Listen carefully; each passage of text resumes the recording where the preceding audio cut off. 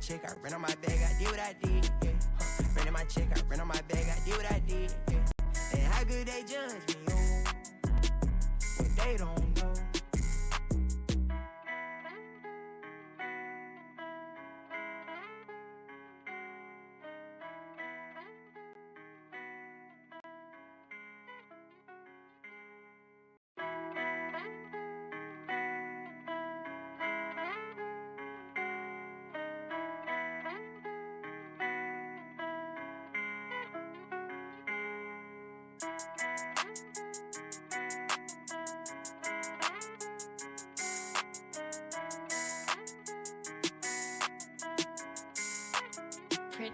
Look at what I did, look at what I started. Look how far I came, dog, I ain't had no guidance. I just did my thing, dog, I just went my hardest. And I'ma go hard regardless, yeah, I'ma go hard regardless, yeah. Ran in my check, I ran on my bag, I did what I did, yeah. Ran in my check, I ran on my bag, I did what I did, yeah. And how good they judge me, oh, when they They're don't setting Dylan Gabriel up. Look Take the biggest L out of Look how far I came, dog, I ain't had no guidance. I just did my thing, dog, I just went my hardest. And I'ma go hard regardless, yeah, I'ma go hard regardless, yeah. Ran in my check, I ran on my bag, I did what I did, yeah. Ran in my check, I ran on my bag, I did what I did, yeah. And how good they judge me, oh, when they don't know.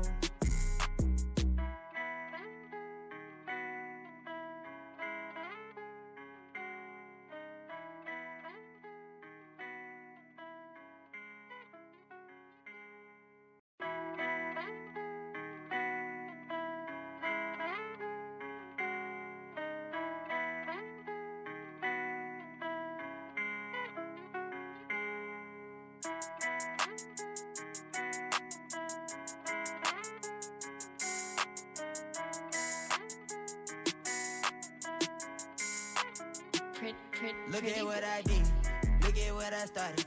Look how far I came, dog, I ain't had no guidance. I just did my thing, dog, I just went my hardest. And I'ma go hard regardless, yeah, I'ma go hard regardless, yeah. Ran in my check, I ran on my bag, I did what I did, yeah. Ran in my check, I ran on my bag, I did what I did, yeah. And how good they judge me, oh, when they They're don't setting Dylan Gabriel up. Take the biggest L out of Look how far I came, dog, I ain't had no guidance. I just did my thing, dog, I just went my hardest. And I'ma go hard regardless, yeah, I'ma go hard regardless, yeah. Ran in my check, I ran on my bag, I did what I did, yeah. Ran in my check, I ran on my bag, I did what I did, yeah. And how good they judge me, oh, when they don't know.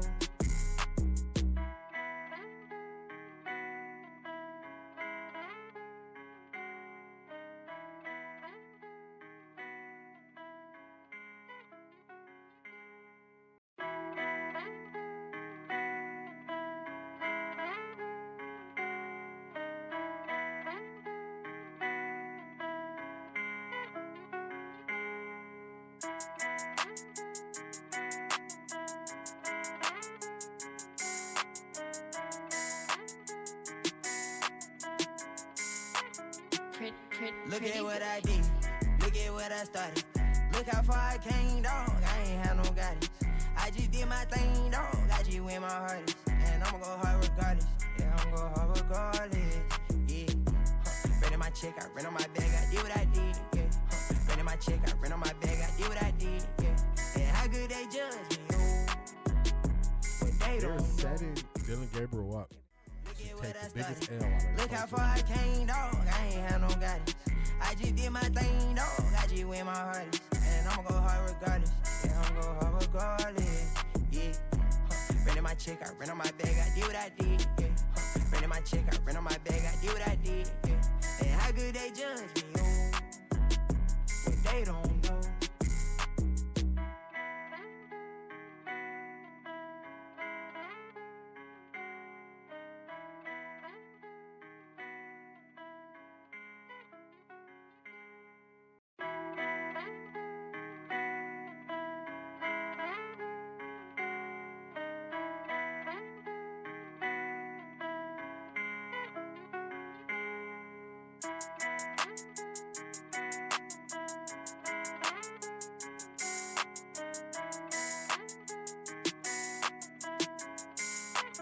Look at what I did. Look at what I started. Look how far I came, dog. I ain't had no guidance. I just did my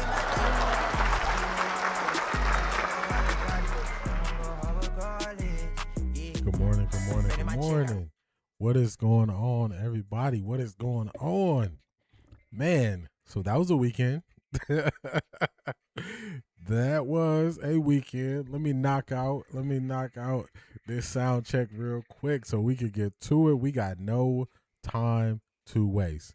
Y'all. All right, sound check is good. Let me get this down. How is everybody feeling after what we went through this weekend? How y'all feeling? I'm feeling misled. And I'm going to explain why I feel misled. And I'm going to break down why this is a distraction and why this is something that could have been avoided. I don't believe this has much to do with the quarterback competition at all. I believe this is a communication and messaging issue. That's where my issue lies.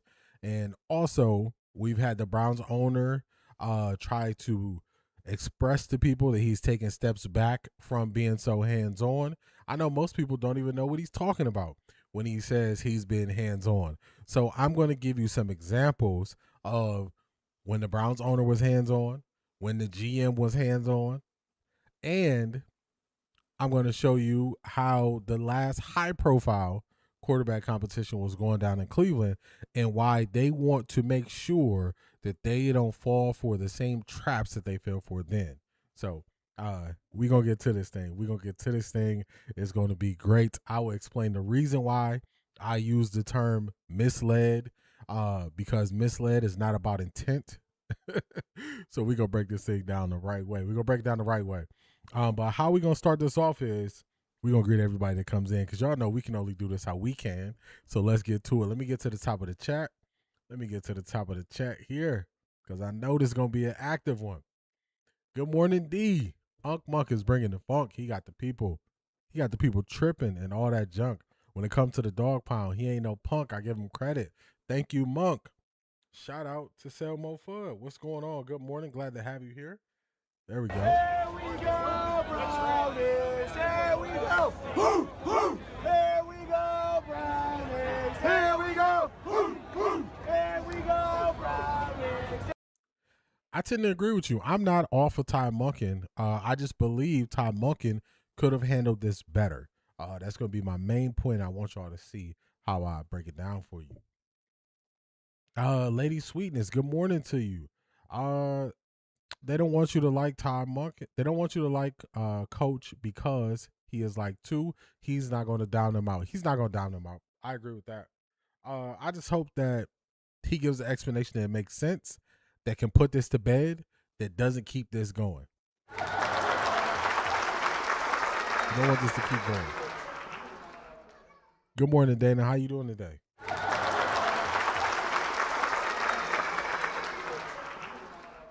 Good morning, D and Chat family. Lots of potential drama, but we do not care.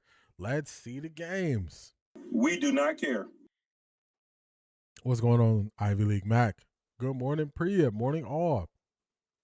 I have somewhat of a theory on this rep Monken debacle. Curious to know your take. You know we're going to get to it. We're not skipping this. What's going on? What is going on? Black Pearl, what's going on? Top of the morning, everyone. Always good to have Black Pearl here. What's up? What up? Laurie, what's going on? Replay gang. I'm in the pews. Couldn't wait for this show today. You know I got you. You know we got to break this thing down. I believe from a different perspective than you'll get other places. I believe that is what makes me unique. I've also lost interest in the Cleveland media perspective. I think they're a huge part of this story, especially Mary Kay, and they're creating, extrapolating their own stories and coordinating with the coverage. I agree with that. And that's part of why I believe this is a messaging issue. If we look at how things have been since Coach Monken has been here, from Jimmy Haslam to Andrew Berry to head coach Todd Monken, the Todd father, they've been on one accord, same page, one band, one sound. This is one of those times where it doesn't seem like the messaging is clear, and it left enough room for legs to grow. And that is something that happened a lot with Kevin Stefanski. And you don't want to do anything compared to how the last guy who got fired was. You don't want to be brought into the same sentence as the person who got fired. So you just gotta do it better. Yo, good morning, good people. Zedric, my dog, what's going on? What's going on? Nah, I just didn't care. And I said what I said. I'm not gonna say it again, but I just don't care. I'm not absolving Monken, but it feels odd. The whole media feels comfortable blaming him when MKC mouthpiece pro Deshaun. I think our sources are JW and Deshaun's agent. I tend to agree that I believe her source is Deshaun's agent. Because who could know that Deshaun knew 45 minutes prior? Him, the person who told him. Who else would know? Clearly enough people didn't know because it wasn't leaked prior to. So who could confirm that we knew? I don't. Hopefully Deshaun is not out here leaking stuff to reporters. So I would assume it would be the agent. So we on the same page with that. Keith Hunt, Jersey in the building. What's going on? Good morning, D in the chat family. You don't understand. I don't understand. Where we at? There is no benefit for him to mislead the public and his own players. I agree with that. Well. First, good morning, you guys. But this is a mess, you guys. I ain't even gonna hold you. Tessa, what's going on? Well.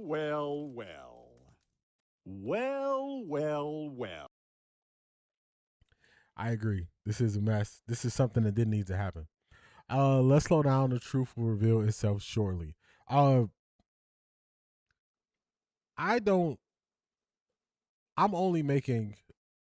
only expressing my viewpoints based on what's already out there.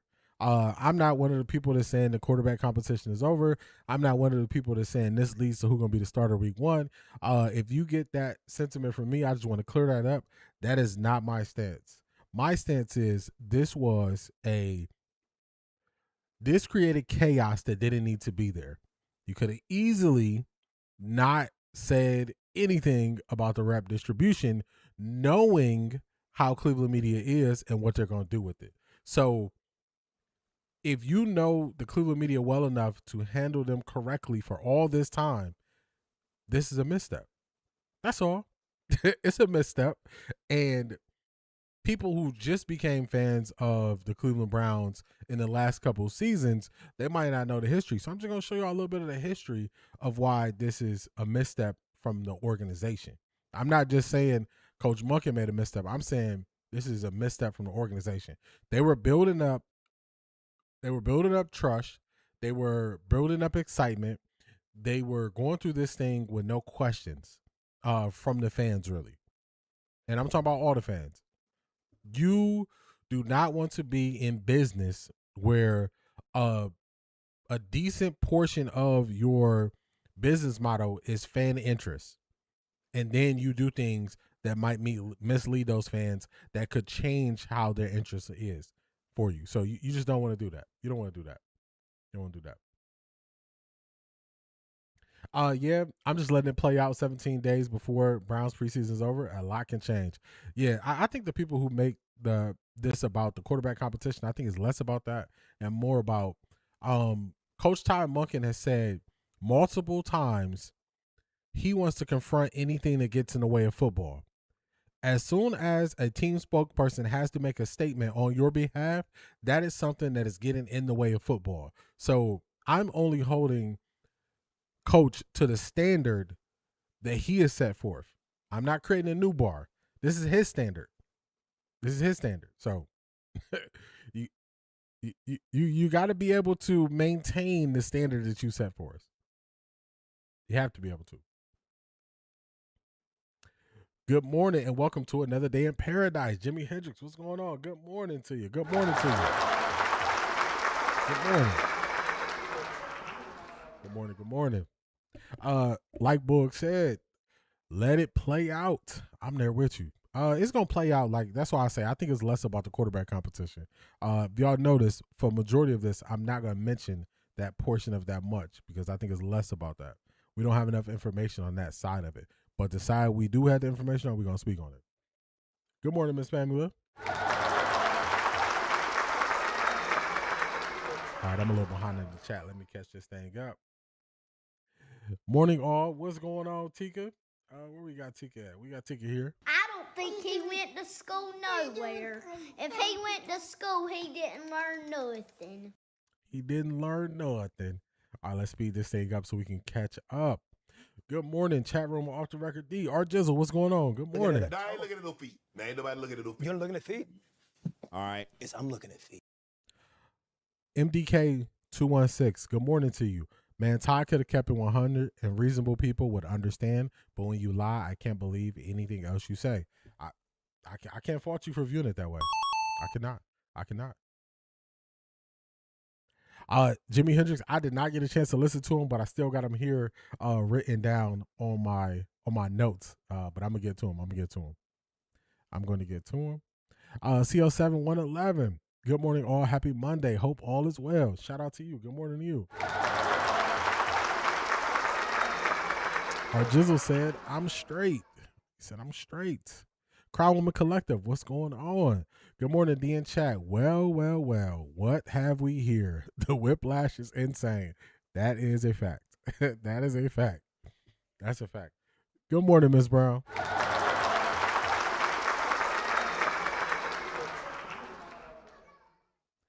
I think the owner's comments were very telling, thinking fans would accept him if he is winning. I think owners were trying to prop him up with easy reps, thinking he could sell him to fans. Yeah, that's why when you start to change things that should just play out on the football field, just let it play out on the football field. When you tip the scale and do stuff that's not related to football, people will see it. People will see it.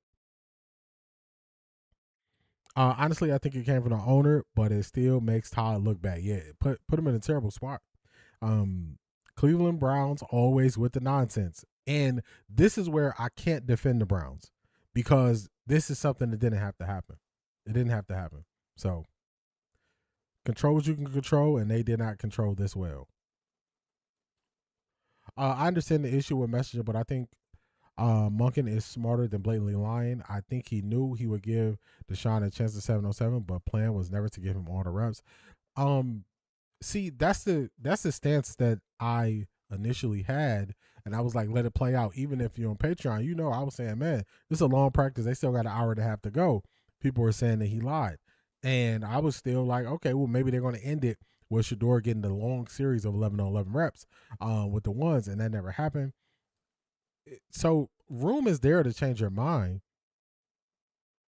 Just if you were going to lean into you're a straight shooter, be a straight shooter or play the media game. But to me, this left too much room for interpretation. Way too much. Good morning, Shanithia. What's going on? Glad to have you. Come to Off the Record D, where we going to read your super chats. Your voice is going to be heard. All right, I got to speed up. I'm about 10 minutes behind in the chat. Feeling confused, so many narratives floating around and all of them assumptions, but today is a test for Monk to clarify and put this to bed. As he said, this is why they pay him the money. That's a fact. What's going on, Marie? How you feeling? Everybody stay on that side when they switched up. You switched up, stay on that side, man. I'm feeling a certain kind of way this morning. While I lied, Todd Monken could have just stated that Deshaun would take the reps. We might not have liked it, but it is what it is. Just keep it 100. I agree with that. If you were gonna lean into being a straight shooter, be a straight shooter. If you're gonna lean into it, be a straight shooter. Oh, check this out, you all. Sometime between the end of this season and the end of Shedeur's rookie contract, he's gonna end up at Dallas Cowboy. Mark my word. I don't see it, man. Dak ain't going nowhere. Asante, what's going on? Asante says, I'm on the record saying we gotta wait and see. What's going on, Asante?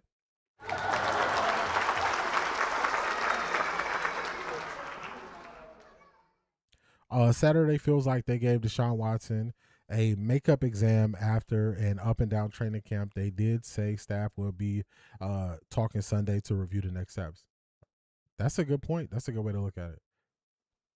Watson is the albatross that has weighed down this entire franchise and continues to prevent any progress. Ownership interference is so counterproductive.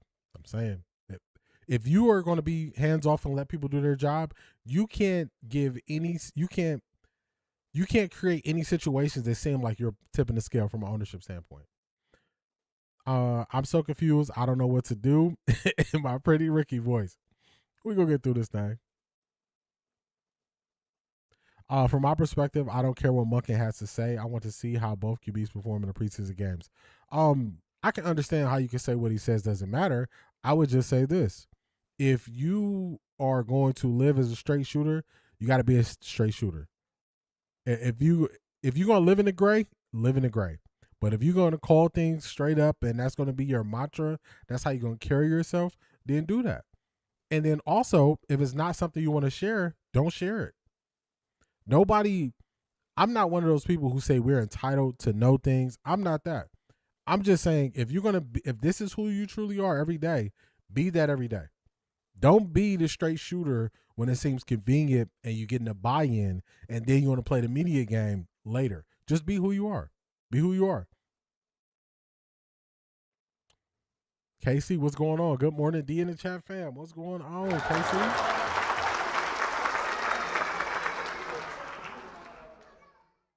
I'm about to stop watching all Cleveland YouTube and media until Shador starts. I need to protect my peace, but we shall see what Monken says today. Too dysfunctional. Yeah, they open up. I just think they open up doors to ask questions about things that didn't need to be asked. Ivar, what's going on? Good morning, ladies and gents. Bonsoir. Bonsoir. MKC's original story about Deshaun's advantage mirrored JW's interview the same week. Seems convenient those quotes align with her inflammatory reporting. Yeah, she's talking to somebody. I don't know who she's talking to. I don't know if I believe them, but it seems she is talking to somebody. Monken could be playing the media unless the owner made the call, or the Browns could be showcasing Deshaun for a trade. I just think that if you've been around, you know I said this exact same thing last year. The Browns are not in a position to be trying to play deceptive games. They need to be focused on winning football games. This is not a perennial Super Bowl contender that can do side quests. This team does not have room for side quests. They don't have room for it. And that was my stance last year. That was my stance 2 years ago. That's my stance this year. My stance doesn't change because I believe in this coach more than I believe in the last coach. They don't have time for this. They don't need to do anything that's going to have people put in a position where they have to ask questions. We were told that Shador would be the distraction. Well, as it turns out, we've had a bunch of distractions in front of us, and none of them have been Shador. This is a distraction. A distraction is anything that the team has have a spokesperson speak on. It's also anything where players could potentially be questioned about. So that's a distraction. It's unnecessary. Unnecessary. Or Deshaun himself, she's been talking about every move he's made in the offseason, for example, the Miami receiver trip. Yeah, hopefully Deshaun is smart enough to, if he's going to leak stuff to Mary Kay, he does it through his agent and not through him. So you have that, plausible deniability. Hopefully.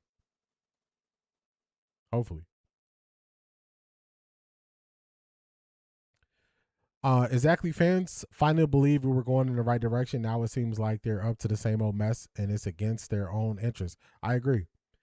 Dr. Cloud Marshall, good morning. Morning, let's be patient. We do not know his thoughts. Apparently, some of us were aware of his intent. However, I have always said in my mind, Arch Manning Todd would have appointed him. Yeah, I'm not gonna try to determine what his intent was. I'm not gonna try to describe what his intent was.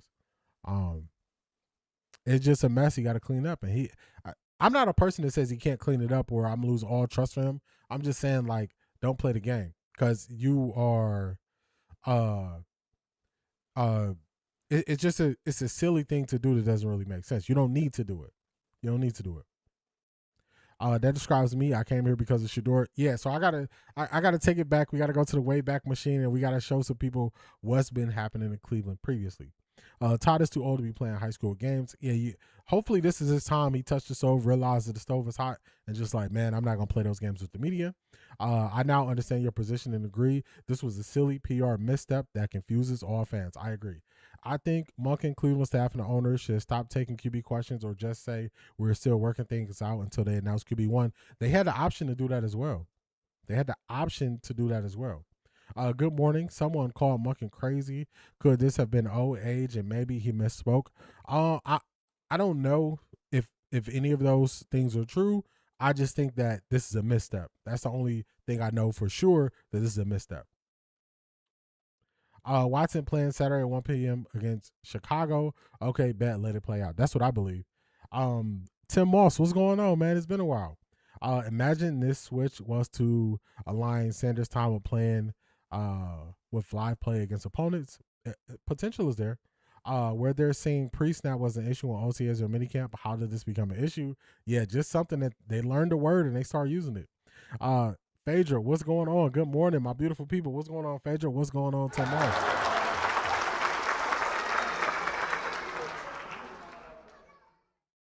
Man, I'm staying behind. Tool Man, what's going on? Bumgia.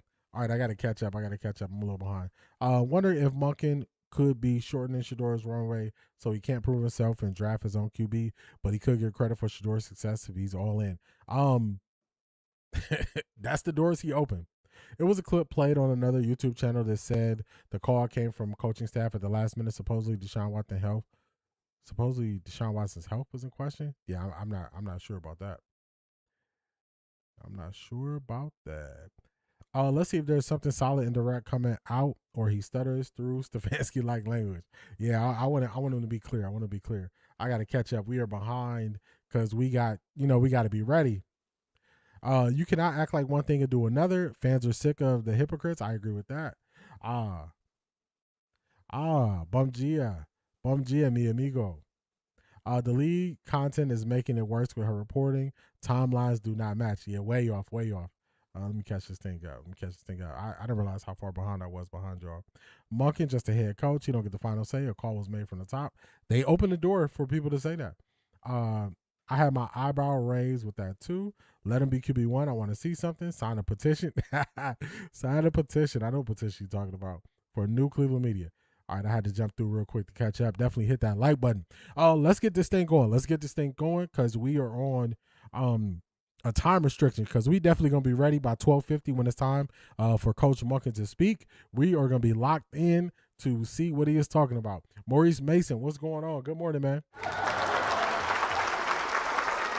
Good morning. When it comes to this week, I think one quarterback is going to get the reps. I think Dylan Gabriel is going to get more reps because Dylan Gabriel, I think, is going to play the entire second half. That would be my guess. So I think the reps are probably going to be Deshaun will get the bulk of the reps since he'll be working towards the start. And I believe Shador and Dylan will split reps. That's how I believe it's going to go this week. This is out of my control, but that's just my guess. What time is his press conference? His press conference is at 12:50 Eastern Standard Time. 12:50. All right, let's get this thing rocking and rolling. We got some motivation. What are you willing to do? We got the legendary Mike Tomlin, so let's get to it. Let's get this thing going. Let's go here. Here we go. What's going on, Coach? Great. Okay, hands down. Who's really strong? If you're a strong guy, you don't win physical confrontation. You don't lose physical confrontations. Beautiful. Great. None of that matters. None of it matters. Hear me. It's not what you're capable of. It's what you're willing to do. Everybody hear me? It's not what you're capable of. It's what you're willing to do. I know plenty of people that are capable. I know fewer people that are willing. You know what I mean? Will is a powerful thing. Ask yourself, what are you willing to do? When I was a little dude your age, me and my big brother, we watched a lot of TV, man, like a lot of kids, probably more than we should. But you know what we did? Whenever it was a commercial on, we did push-ups or sit-ups. When our arms got tired, we went to sit-ups. When our stomachs got tight, we went back to push-ups. Isn't that the truth, big bro? Whenever we watched TV and a commercial was on, we went to work. We did push-ups and sit-ups during the commercial. When we come back here next year, I want to see how many of you guys establish that habit. I want to see how many of you guys are willing to establish that habit. Come back next year and let me know, because it's going to be easy to do tonight for that first program. You know what I mean? We did it all the time, guys. It became habit. It became us, even to the point where we no longer counted. It was just commercial, push-ups. Ooh, my arm's burning. Sit-ups. Ooh, my stomach's tight. Push-ups. Whew, I'm glad my show back on. You know what I mean? I challenge you guys to do that. Establish that habit. When you're watching TV and the commercials are on, push-ups and sit-ups. Give it up for Mr. Francis, baby. Shout out to the coach. What are you willing to do? What are you willing to do? I like that. I like that a lot. We had some people come in, so let me greet them. What's going on, Maya? Good morning to you. I'm inclined to give some grace because Monken had been transparent until Saturday. I'm not convinced he did it on purpose. Shador is in a way better position than he was last year. I agree with that. The ones don't usually play in the preseason. Unless ones usually play less in the preseason, but when you have a quarterback competition, there will be certain players who don't play. Like a vet, like Denzel Ward might not play in the preseason. But in this situation, Todd Monken is doing old school. Old school rules is you play in the preseason to get your body ready in the season. So this is not what it used to be. This is more of an old school approach to the preseason. That's why we're going to see some ones in week 1 against the Bears. We're going to see some ones in week 2 preseason game against the Buffalo Bills at home. So slightly different approach this year. Slightly different approach. Daisha, what's going on? Good morning, Daisha.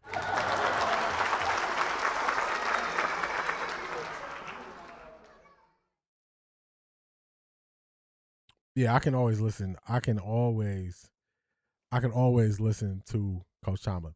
Craig, what's going on? Good morning, D and Chat fam. Did they find him guilty yet? What's going on, man? We gonna wait and see at 12:50, man. We gonna wait and see. I'm just gonna give y'all a little throwback. Actually, let me do this first. Let's switch over to this screen. So, this is why I use the term misled in my title. To mislead means to give someone the wrong idea or false information. It causes them to believe something that is not true. This can happen on purpose through a lie or by accident through unclear words, bad direction, or confusing signs. Intent. It can be intentional or unintentional. So this is exactly why I use the word misled. This is why I didn't just say he lied to us. He misled us. That's the term I use. This is the reason why I use it. This is the context of it. So I believe words have meanings, and we use the proper meanings for them. So this is why I chose misled. This is why. So intent doesn't matter when you're misleading someone. So let's keep it going.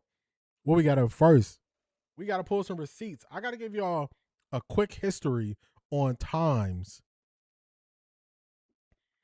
I got to give y'all a quick history on times the Browns have overstepped and why long-term Browns fans are like, hey, now, I believe in Coach Monken. I'm going to give him some grace. I'm going to let him come put this thing to bed. But this is some of the stuff we went through in the history of the Browns. I just got to show y'all why some people might be crashing out a little bit more than others.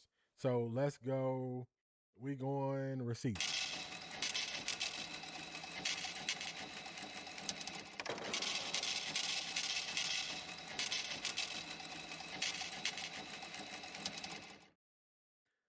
All right, let's get it pumping. Let's go here. I got some throwbacks for y'all. I did some research. Shout out to Zedric, you've got mail. All right, I got it. I got it. Okay. All right, let's start here. Let's start off with the last high-profile quarterback competition that the Browns had. What was the media saying then? Let's go. On that, that's a positive. But today was not. Today was a learning day. Let's put it to you that way. So you think they have their answer? I'll tell you what. I think their answer might be to Buffalo this year. They've got Buffalo's first-round pick next year. I think, to me, I'll be honest with you, I think that's going to be their quarterback of the future. Nothing against these two young men, but I think Brian Hoyer is a guy. There's no outstanding skill with him. He's smart. He knows where to go with the ball. He'll manage the game. He needs playmakers around him. Without Gordon, it's going to be tough for any quarterback here. You know, I just don't know what Johnny Manziel is going to develop into. It's much too early in the process. You have to be patient. Probably going to take a year for you to find out what he's going to be. But I don't see a big-time quarterback that jumps out to you when you're watching this thing here. Sounds like this year, right? If we just change the names to Deshaun Watson and we change them to Shador, the Browns quarterback battle from Brian Hoyer and Johnny Manziel sounds like what's going on now. So long-term Browns fans, talk to himself for it. We've seen this thing play out this way. We've seen this thing play out this way previously. All right, let's go next. Got another one for you. Ray Farmer's going. Textgate. Let me know if y'all remember Textgate with the Cleveland Browns. Let's play it. This stuff is so old. This thing only is in 240p. I can't even make it no clearer for you. Let's go. Going to be suspended for texting illegally during the course of games last season. I believe he's denied that he actually texted coaches on the sideline. But anyhow, he violated the policy. It didn't matter to Roger Goodell whether there was a significant advantage gained or not. It was a rule that was broken. Punishment then ensued.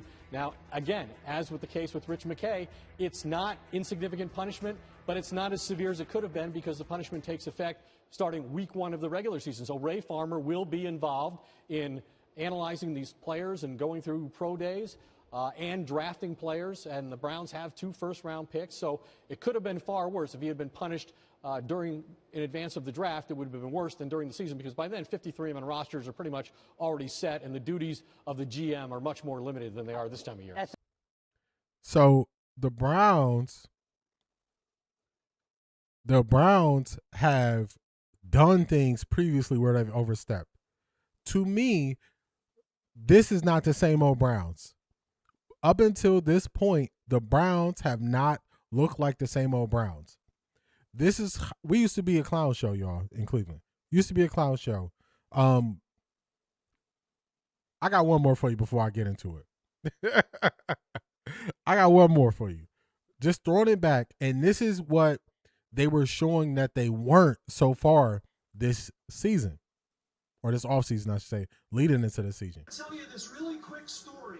Jimmy Haslam, the owner of the team, I spent about 30 minutes in his office today, and we talked a lot about football, and he said, you know what? I can go out to dinner anywhere in Tennessee, and nobody bothers me. That's his home state. But he said, here in Cleveland, everywhere I go, people know me, and I was out to dinner recently, and a homeless person was out on the street, looked up at me, and said, draft Manziel, just like that. And that convinced them that the Cleveland Browns fans wanted Manziel.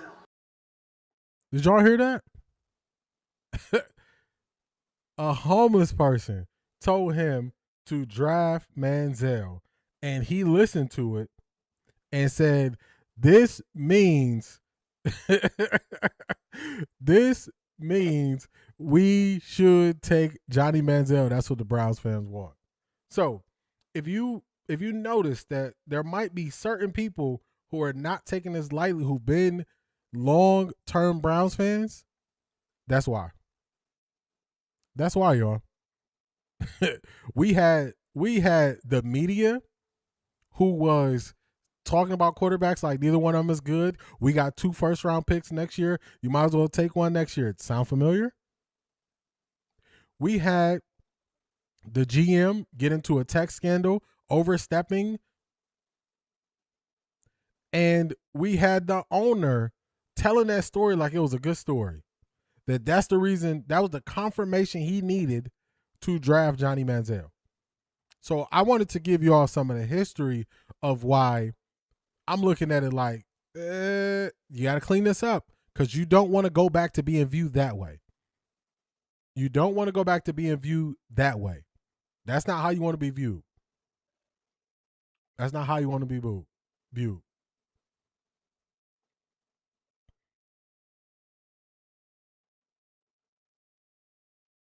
Got it. I got Boog coming up later too.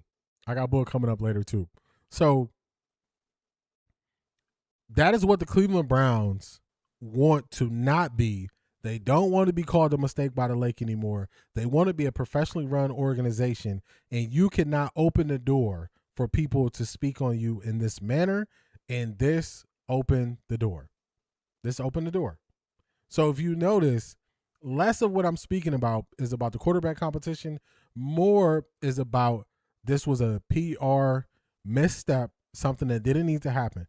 If Coach Monken has to stop being as transparent, be less transparent. If it means, then we could just really believe what you talk about. So just wanted to give y'all a little history. Just give y'all a little history on the Browns. Let me clean this up on my end. Let's see. Let's pause this.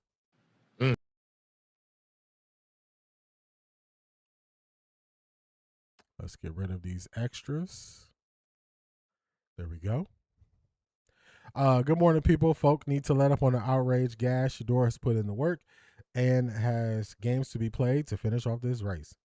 I agree. Like I think I'm looking at this through a different lens as some other people. I think people were more thinking that this directly played into what the QB competition was, and that's just not the angle or the stance that I'm taking with it. That's not the angle or the stance I'm taking with it. Let's check out the 2 things that we got sent, then we'll get to some more video reactions. So give me just a moment. Have you ever told your team at work do one thing and then your manager directed you to do something counter? You did it, then afterwards you backed it and went home for the day. That is how I see Saturday. I agree. That's how the players handle it, and I think that's perfectly fine. If you notice, I'm not really talking too much about the players' issue. I'm talking about public perception of the Cleveland Browns. And this is one of those things where people can just say, same old Browns. They can say, same old Browns. So I want Coach Monken to clean this up as best as he can, put it to bed so there's no more questions about it, and then it could go back to being football. That's what I want to see. That's what I want from this. What's going on, Amber? How you feeling? Haslam is literally saying, I heard it from the streets that he needed to draft Manziel. Yeah, I had to take it back to show people. I had to show people, like, this is some of the stuff that's happening in Cleveland. So this is why people are kind of like, all right, now you were in the good graces, but you were kind of you kind of moving sideways a little bit. So say what now? Is that a true story to draft Manziel? Yeah. That's a true story. That was a true story. That was a true story. So the guy who was working for ESPN, he spent a bunch of time with Jimmy Haslam leading into the draft. And let me go. It's only 37 seconds. I'll run it back for y'all. Here we go. I'll run it back for y'all. I'll run it back. Here you go. 37 seconds. Here we go. Really quick story. Jimmy Haslam, the owner of the team, I spent about 30 minutes in his office today, and we talked a lot about football. And he said, you know what? I can go out to dinner anywhere in Tennessee, and nobody bothers me. That's his home state. But he said, here in Cleveland, everywhere I go, people know me. I got you, I was Marie. out to dinner recently, and a homeless person was out on the street, looked up at me, and said, draft Manziel, just like that. And that convinced them that the Cleveland Browns fans wanted Manziel. There you go. I didn't make it up. It's a real thing. It really happened. It really happened. It really happened. I got you, Marie. I got your link. I'm about to get to it now. Billionaires get to be on special level of crazy and still move with impunity. Shaking my head. Monkey going to come out, stand 10 toes down and say, I did it because I'm the coach. Dang it. I hope he does that. Like, I want him to be firm. Don't let them keep asking questions. And I want them to put it right to bed. That's what I want to happen. I don't know if he's going to do that, but I hope he does that. I hope he does that. I'm on record. I've seen 10 practices. I believe Watson is washed. A serviceable backup for a couple of quarters, but it's a wrap for him as a starter in the league. I would say I still wonder about his throwing is just not consistent enough. Yeah, we can all trust the homeless guy or bookie when picking QB picks, for real. Zed, not the PO. What tour did you work that was on one of my old jobs and I hated it? Yeah, they will switch up stuff. They will switch up on you. Man, did you talk about Farmer texting the coach to put Johnny Manziel in? I did. That was when I played before that. And how he got suspended. I did. That was one he did that before he got suspended. All right, let's go. Let's get to what Marie and Zedric sent us, and then we're going to get back to some video reactions. So let me go here. I just want Coach to come out firm, put it to bed, and we can move forward and handle it accordingly with the media. So let's see. Let's go here. Let's see what the Browns are putting out for us to see. The fact that today's practice, and it's hot out here, it's muggy out here, was the 6th day of practice in a row for this football team. Browns start their preparation for the preseason opener against the Chicago Bears.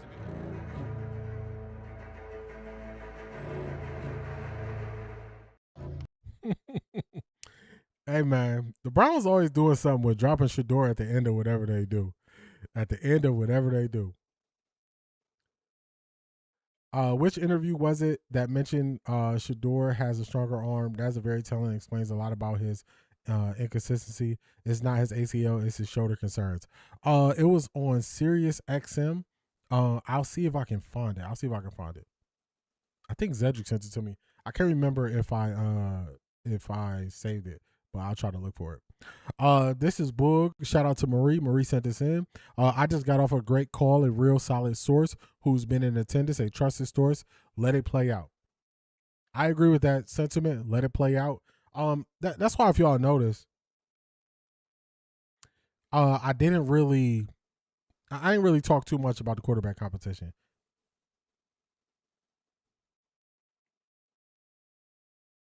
Hey, Streamlabs bot, what you got going on? Relax. That's why I didn't really talk much about the quarterback competition. I just think this is more a PR thing than anything. So, Boog says, let it play out. That was his message last night on when he was with Duke with the DukesTheScoop, and we got some of that coming up as well. Let's see. Go here. Take you down. That's Johnny Manziel. Let's catch up on the chat and then let's push it forward. He may not have been lying, y'all. We have to watch for patterns of lying now. I would agree with that. Proceed with caution. Look like Shador could be starting Saturday. That's what I'm taking from it now. I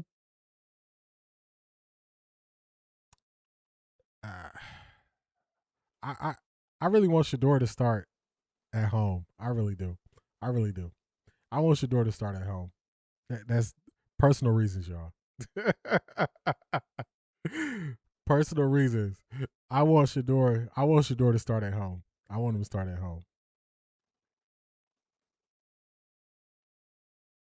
I believe the preseason games will show who is what, and the talking will stop. I agree with that. It's gonna play out on the field. Says yes, people were crashing out on G. Bush. I tried to respond to your comment on my super chat, but it wouldn't let me. I am with you on support and lack of trust in Cleveland media. Let's see. My bad, Miss Brown. I don't know why the bot got you. Let me pull up your message. Let me see where your message go. D, you think people got mad when Travis? Come on, get out of my way.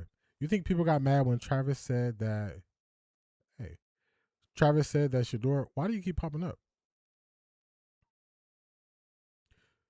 D, do you think people got mad when Travis said that Shador was pissed when he found out that Deshaun was going first? I don't believe that because we've watched everything Shador has been through, and for the most part, he hasn't had any public displays of him being upset, except for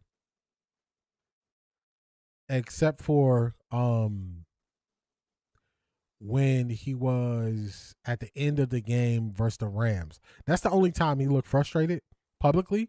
But we haven't seen him look publicly frustrated or anything since then. So I don't agree with that. I think that you can describe a person's actions, but I don't think you can say what's going on in their mind. So if a person is doing something that's demonstrative outwardly and you can see it, you can report on it. But to say a person is mad about something or pissed about something, unless they showed signs of it, I wouldn't just try to, I wouldn't put that on a person. It's times where people think I'm upset and I'm really laughing inside. You know what I'm saying? So if something would make you upset, I would think a better way to phrase it would be that would make me upset versus putting that on somebody else. So, I wouldn't put that on Shador. I wouldn't. Would they stop using Shador as clickbait? They do not deserve how they're mistreating the superstar, always trying to put him down when he could be lifting up their franchise. It's still got time. It's still got time for him to lift it up. Who do I start as QB? It's between an accurate rookie, son of a Hall of Famer, or come on. You'd have called that man Bill Deshaun Cosby. Oh my goodness. Too bad. I'm trying to lock you in, man. Interesting comments from Boog. I agree. You definitely have been calm about this competition because in the summer when things got heavy regarding this competition, I just looked at Deshaun's tape. I just looked at his tape, and if you notice, I've been trying to not go back to what I said this summer, letting it play out. But I just always thought the issue could be with Deshaun's accuracy and the consistency of it. So I'm trying to be a bigger person, just like the Denzel Boston stuff. I'm trying. I like that video. I like that video from the Browns as well. I agree. It's a mix-up. Now if they do my boy wrong again, jump him. Yeah. You can't keep having the same problems. They're going to have to start him at some point. I agree with that. All right, let me see. Where do we leave off at? Here we go. Poor Browns. Bears going to beat them like a delinquent stepchild. Don't do us that way. The media don't like Shador or Watson. Simply Stephanie. I agree with that. That's why they try to pit them against each other. I like Quincy's dog check. I hope that sticks. Gotta unleash the wolves, Black Pearl. If it happens again, you got a picture of this homeless guy for the Summer Jam screen. Yeah. I wish I had a picture or a video, some type of concrete evidence that this is a real person. Casey, I agree with you. The end of the Rams game when he wasn't allowed to finish things off. I think you need to challenge Deshaun, put him to succeed, but have him mentally challenged at home. I can see why you want to see how he responds to that. I don't believe it's going to play out on the field. I think 4 is going to play bad and 2 is going to play good, and they will make excuses. I've been in Cleveland too long. I know how they play the game. That's why I believe they need to separate themselves from how stuff has been before. They need to separate themselves. Because otherwise people are going to call them the same old Browns, and it's not going to be any defense for them. Cleveland has gotten to this point, honestly, taking bad ideas and continue to double down on them, expecting a different result. Divine intervention doesn't work in sports. Good decisions do. Talk to him. Monken was watching Sanders closely on Saturday. Starting QB needs to be mentally, I'm guessing he meant mentally strong. I agree with that. Deshaun may want to get some bear spray or something. Oh my goodness. I think we all deserve credit for not rewarding everyone of why Deshaun is such a mistake as a center of any franchise. The Bears got a squad. Rashida, what's going on? Morning family, late, but I'm here now. What's going on, Rashida? D, I agree. I think saying he was mad just added fuel to the fire. I agree with that. Did anyone see Lima try to call out Boog and G. Bush on how Deshaun got to start last practice? Man, I got Lima blocked. So y'all can tell me what happened, but I got him blocked. I don't need to see nothing from him. Monken also, they were going to see how the QBs handle adversity. I agree with that. I saw something on X where somebody said this was a test for Shedeur. I don't think this is a test. Like I said last year, this team needs to not focus on side quests. They need to focus on winning first. So I don't believe this was a test to see how Shedeur responds. Nah, that's not. That I don't believe that's how you handle this. All jokes aside, I want to see Deshaun Watson, the QB1 this Saturday. I do too. Let Deshaun start versus the Bears, so this butt kick could be on his resume.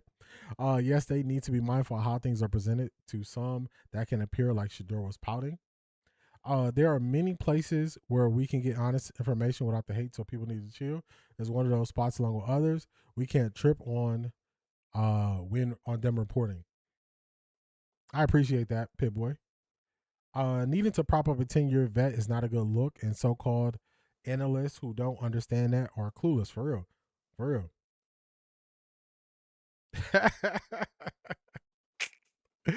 I'm going to read it, but you funny. I'm going to read it, but I don't agree. Where we at? Let's put this up here.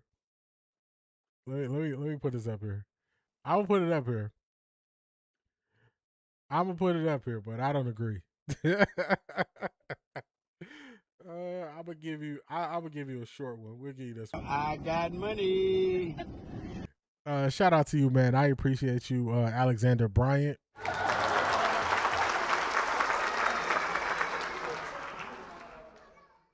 There's no debate. Deshaun Watson is the better quarterback. He's just rusty.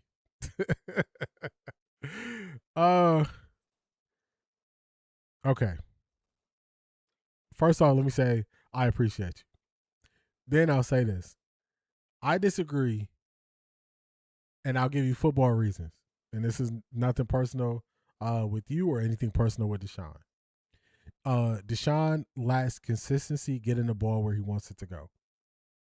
He also prefers on rollouts to see things clearly, so he tends to be a second too late.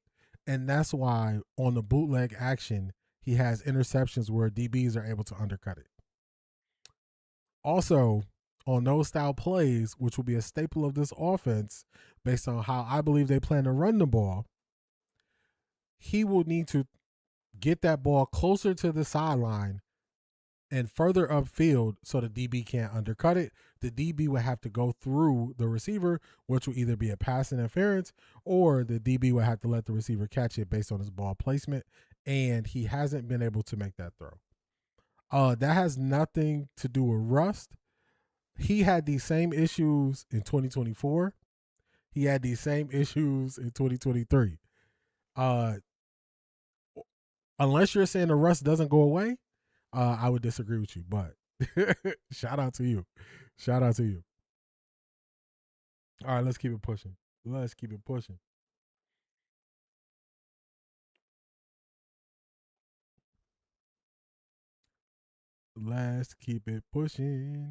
Why is that Tua's the only one who has to be mentally strong? None of these other quarterbacks need to be mentally strong. Shaking my head.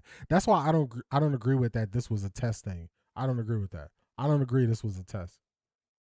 Let's accept Cleveland messaging and raise our expectations for Deshaun. See how he handles the consensus that Shedeur is better. Make him live up. to this resurgence messaging. Yeah.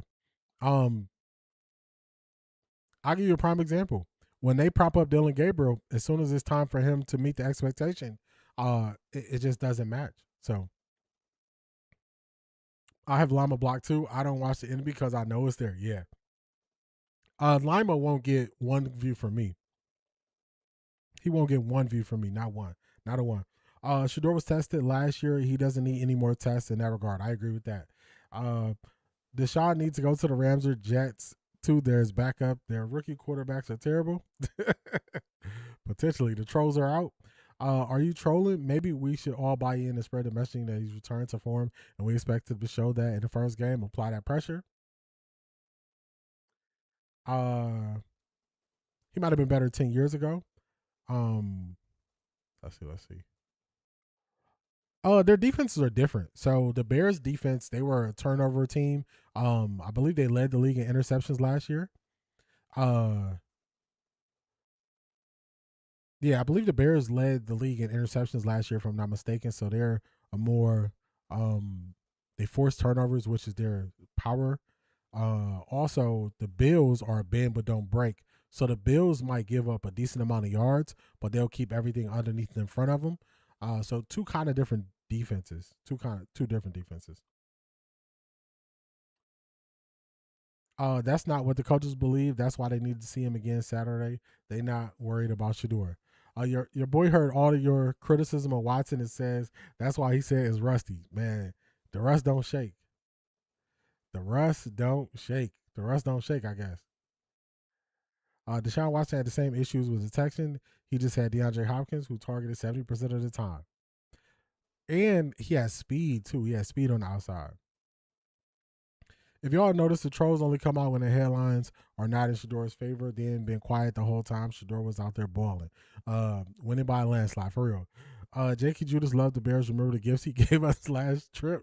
Yeah, let Deshaun start too, please. I saw the Lima comment on G. Bush's show. Oh, got you.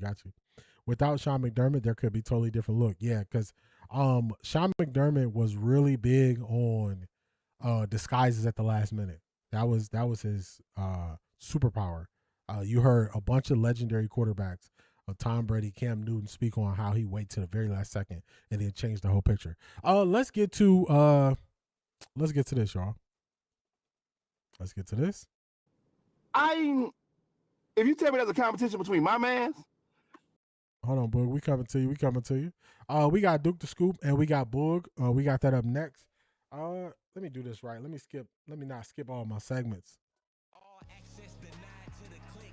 You were not invited. Who you think you with? This party is private. You look like a fraud. Squad got the sauce. You the type that we would dodge. All right. Access denied. We got Boog. So Boog is breaking down this point. He is saying he is explaining how he roots for Shador in the competition. And I respect people who just put it out there how they view things. No gray area. They eliminate the gray. They just put it out there how they view it. Because what I believe people do is people hide in the gray area. That's where they hide at. So then they don't have to pick a side. Now, pick a side and say it with your chest. And I believe Boog does that. Let's go, Boog. Shout out to DukesTheScoop and Boog here. And three other guys or whoever, I want my man to win. Once you put competition on it, man, all the friendly go out the door with me. Now, for him, he loves them guys. He wants them to do well. He cheers for them. They cheer each other up. They coach each other up. They working together towards one goal. But I'm not that guy. I'm not that like I got a dog in the fight. I want my dog to win the fight. So, right. And as much as I can be a fan of them, it's never gonna outweigh my love and fandom for this one. So at the end of the day, I told them, if they're competing and it's a competition, I want all of them to have their worst days and him to have his best days. I stand on that. Right. I mean that. Right. I don't have to be nice. I don't have the best interest for them to do whatever. My best interest is number two. Right. So yeah, I'm gonna keep it real. I'm not hiding. I'm not the kind that's gonna hide my hand, man. If I throw the brick, you're gonna know I hit you in the head with it. Right. Yes, I want my mans to win. Now outside of this, when they move on, they move forward. The best of luck. But as of now, when you put the competition label on it, man, I want them to throw every ball in the dirt, throw every ball to the other team in practice, and I want you to throw every touchdown every time he throw it. Simple as that. And that ain't changing. Anthony Lima, whoever, ain't changing that for me. Right. Right. And well, I'm gonna be like, yeah, bro. I ain't never went to a competition and said, man, I'm about to play 1-on-1. We going to 10. I hope it's a close game. No, I want to beat you 10-0. Right. I want it to be 10-0. I want to demolish you. I want to annihilate you if we competing. I don't want to be, that was a close one. Man, I don't want to. If it's a close one, I can respect it. Right. But if I have it my way, man, I want to dominate you. So yes, if I'm going against that man that's across from me, I need him to have his worst day while I have my best day. So when number 2 is up there, I need him to have his best day while they having their worst days. And I'm standing on that. And it doesn't matter. So, see, I'm going to tell y'all why I like this so much. I like this so much because a lot of people feel this exact same way. They would never get on camera and say this. They would be nervous about the backlash.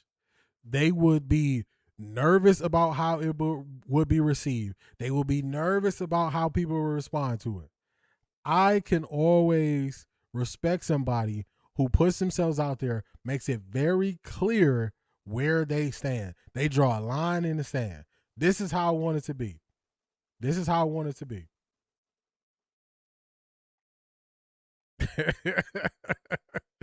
He's back. I can always appreciate when they put that line in the sand and they say exactly what they mean. I can always appreciate it. I can always appreciate it because people really feel this way. And this is not just a Shedeur versus Deshaun thing. Dylan Gabriel, the people that root for Dylan Gabriel, they feel this exact same way. The people who root for Deshaun, they feel this exact same way. The people who root for Shedeur, they feel this exact same way. They feel this exact same way. So I like the fact that he's willing to put it out there because I believe if you have a strong enough opinion and you're not willing to just stand on it, then it's not really that strong because you're not really willing to put it out there. I remember as a kid, my parents said, if you are confident in what you're doing, you won't hide it. You won't hide it because you're confident in what you're doing, especially as an adult. Especially as an adult. You're confident in what you're doing, you're not hiding it. You're not hiding it. Boog is confident in how he's viewing things, he's not hiding it. Y'all know if I feel a certain way about something, I just tell y'all how I feel. Whole time I just told y'all I'm going to let it play out. Y'all know who I believe is better. I'm not hiding it. Will people try to say things like, oh, you caping for this person, you glazing this person, you doing this, you doing that. Yeah, but that's the weakest argument you can make. If you ever never attack what I say, if you call me a hater, if you say I'm glazing, if you're trying to say I'm trying to get an interview, if you say any of those things, you know how I read it? You're right. Because you can't defeat my argument, so you just call me a name. That's a flawless victory. The same way Boog said he wanted to be finished 10-0, that's how I see it. That's how I see it. So he came back for more. Alexander Bryant came back for more. He said, I got more to say. Something else I still don't agree with. And, I appreciate you dropping the super chat, but you still didn't say anything to combat what I said. So at this point,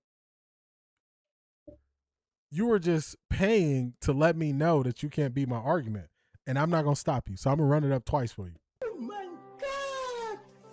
Wow!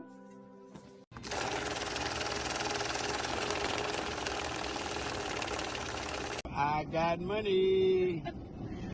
I've been at the last 3 practices. I know what I see Watson better. Okay, so I'm going to go off the top of my head, and you can go with what you've seen in person, and let's see where we go. This is fun. I like this. So you're at the last 3 practices. Did you see Deshaun Watson overthrow Jerry Jeudy in those last 3 practices when he was in the touchdown indoors? Did you see that?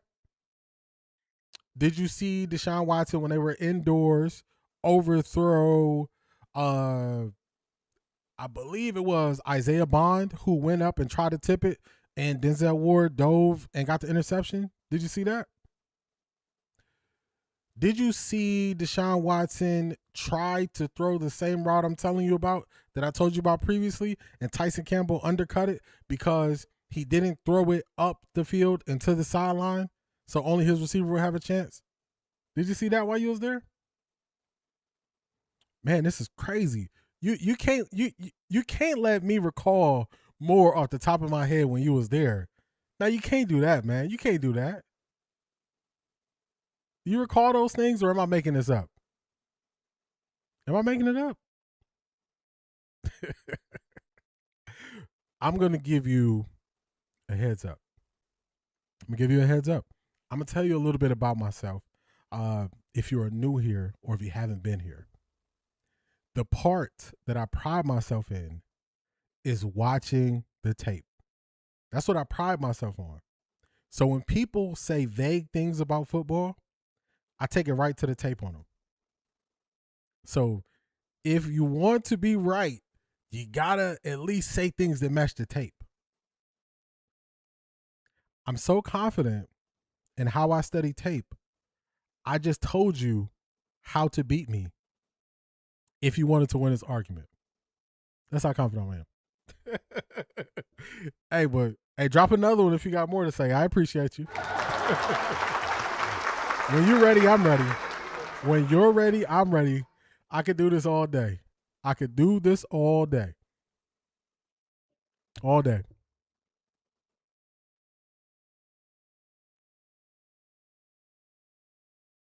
Where we at? Think about here. D, you know how I am on these public responses / rebuttals. I don't believe you need to react or respond to fools. Stay private and use to your actions to disprove these clowns. Man, it's fun. Can I have some fun too? Can I have some fun too, Ivy League Mac? You know, it ain't nothing. It ain't nothing. It ain't nothing. Let me have a little fun too. I promise you, this stuff don't get to me, man. It's all in fun because I just, like I said, man, I study the tape. If you want to take it to the tape, we can take it to the tape. And I know that's the place that most people don't go because watching tape is the boring side of this. And people just say because they saw something in person, they know better. Not knowing if you know what happened or what didn't happen. So let me have some fun. Let me have some fun. Ad hominem attacks when they can't defeat the argument is classic. That's a fact. People see what they want to see at the end of the day. That's a fact. A troll gonna troll. Next. Sometimes you just troll with the troll. Troll with the troll. I wanted to go to the game on Saturday, but if 2 isn't playing, I can watch at home. I know other people who share that sentiment, Maya. Deshaun top 5 season, he was 4-12. Why do people think he's a winner, stats or not? And they didn't even watch how he got them stats. They didn't even watch it. Thank you for the money. Talk to him. Let me get some water, y'all. Let me get some water. Hey, Boog, say if I throw a brick, you gonna know I throw it. Hey, that had me cracking up.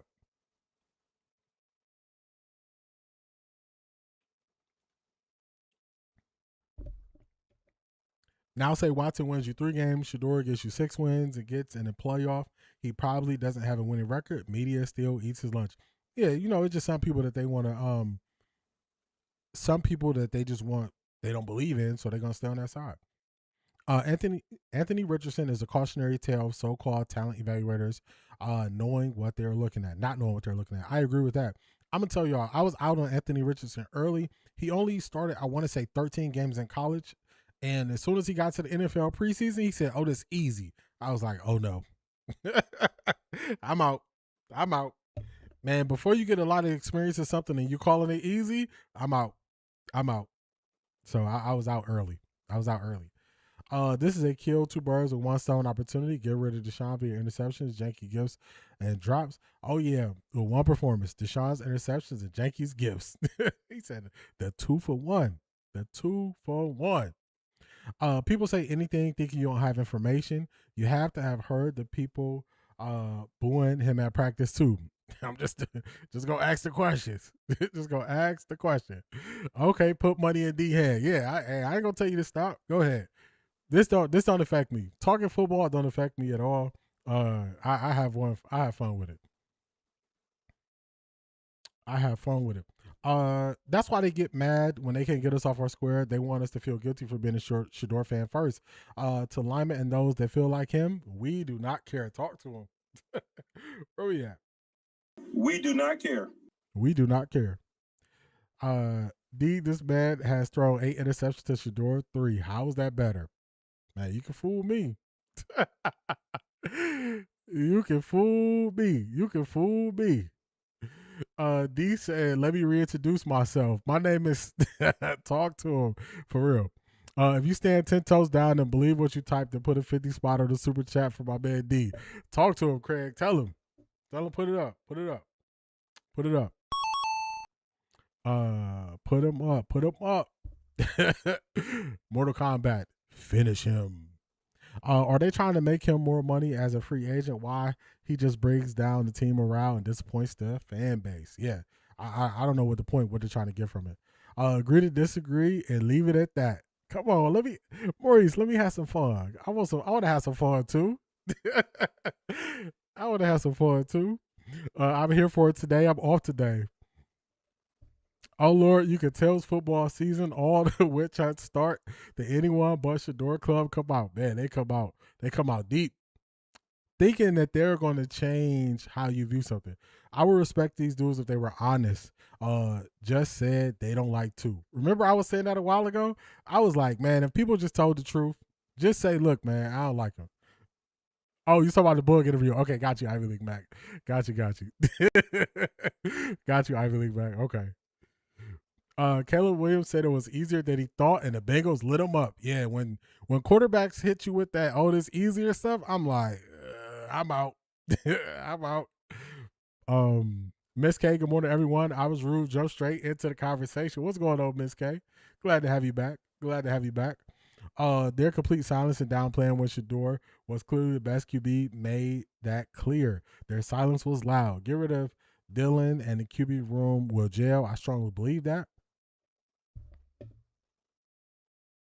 What do you think about Dan O saying Beck told his coach after that preseason game he should be considered for the starting job? I would say this. I watched Carson Beck all last year, y'all, because last year they said the quarterback is in 26.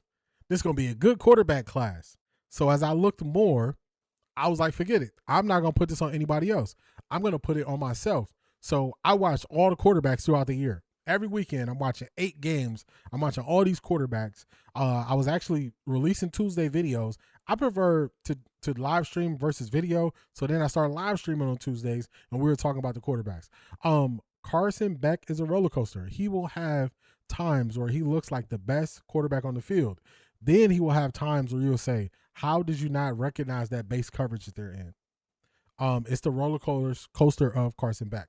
So did he make some throws? Yes. The double move throw that he made when it was like 3rd and 7 and he dropped it right in the bucket. Great throw. I was watching that game and I was watching the Las Vegas Aces. I was watching both of those games. And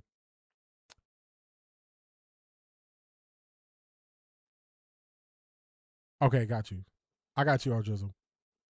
So I was watching both of those games, and I think that is premature. That's premature to think that now in the preseason you can be that much better. If he was good where he's gonna come in and be a starter, why you get drafted so late? Like, so it's they try to tell us, they try to use that against Shador when they said Shador shouldn't play because he was drafted so late. Then the next year they try to use the same criteria but flip it and use it as a positive for somebody else. It don't make sense. Makes no sense at all. So I would say that should have put him in contention unless it was an open quarterback competition. But Jacoby Brissett did what he did last year, gave him enough confidence to move off for Kyler. So I just don't see it.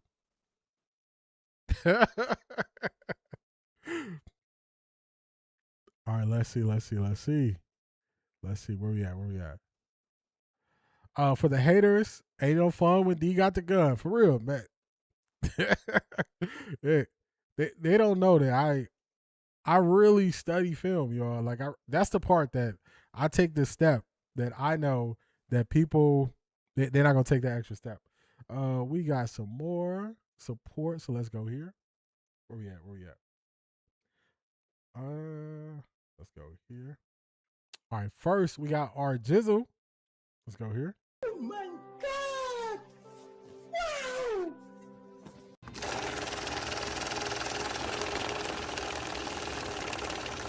I got money. Shout out to R Jizzle. Looking at Nah, I ain't looking at no feet. Nah, ain't nobody looking at no feet. You're looking at feet? All right. I'm looking at feet. D, go to Reese World Sports live stream on Sunday at the 14-minute mark and let me know what you think. All right, let me try to pull that up while we doing this. Shout out to our Jizzle. I appreciate you. Thank you for the support. We got Keith Hunt, Jersey in the building. Oh my God! Wow!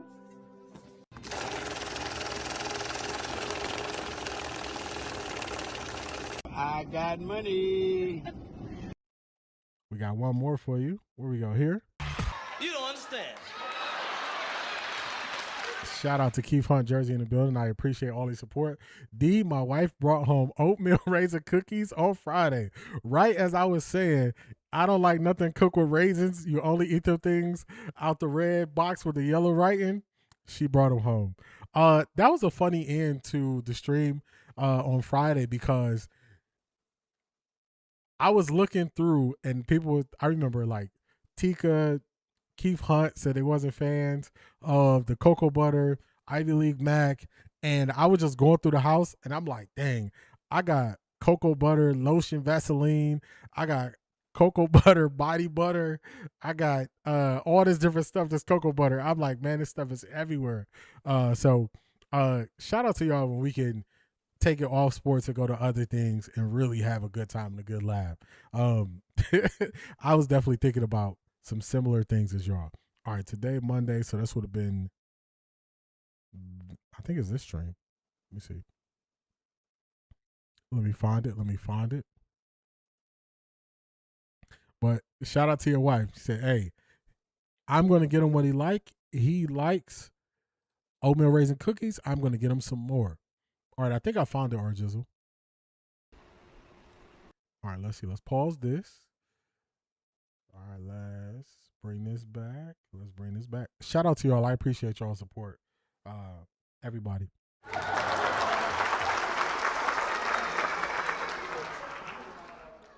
Let's take you now. Trying to find this. They have Arizona camp blooper videos out. Uh-oh. Where we at? All right, let's see. You said the 14-minute mark, Arjizzle?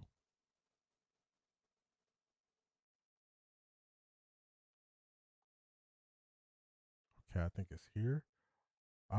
Shout out to Reese Will. Shout out to Prentice Premier. Let me get this up. Where we at? We are here. Okay. Arjizzle, is this the one you was talking about? Or is this the spot you was talking about?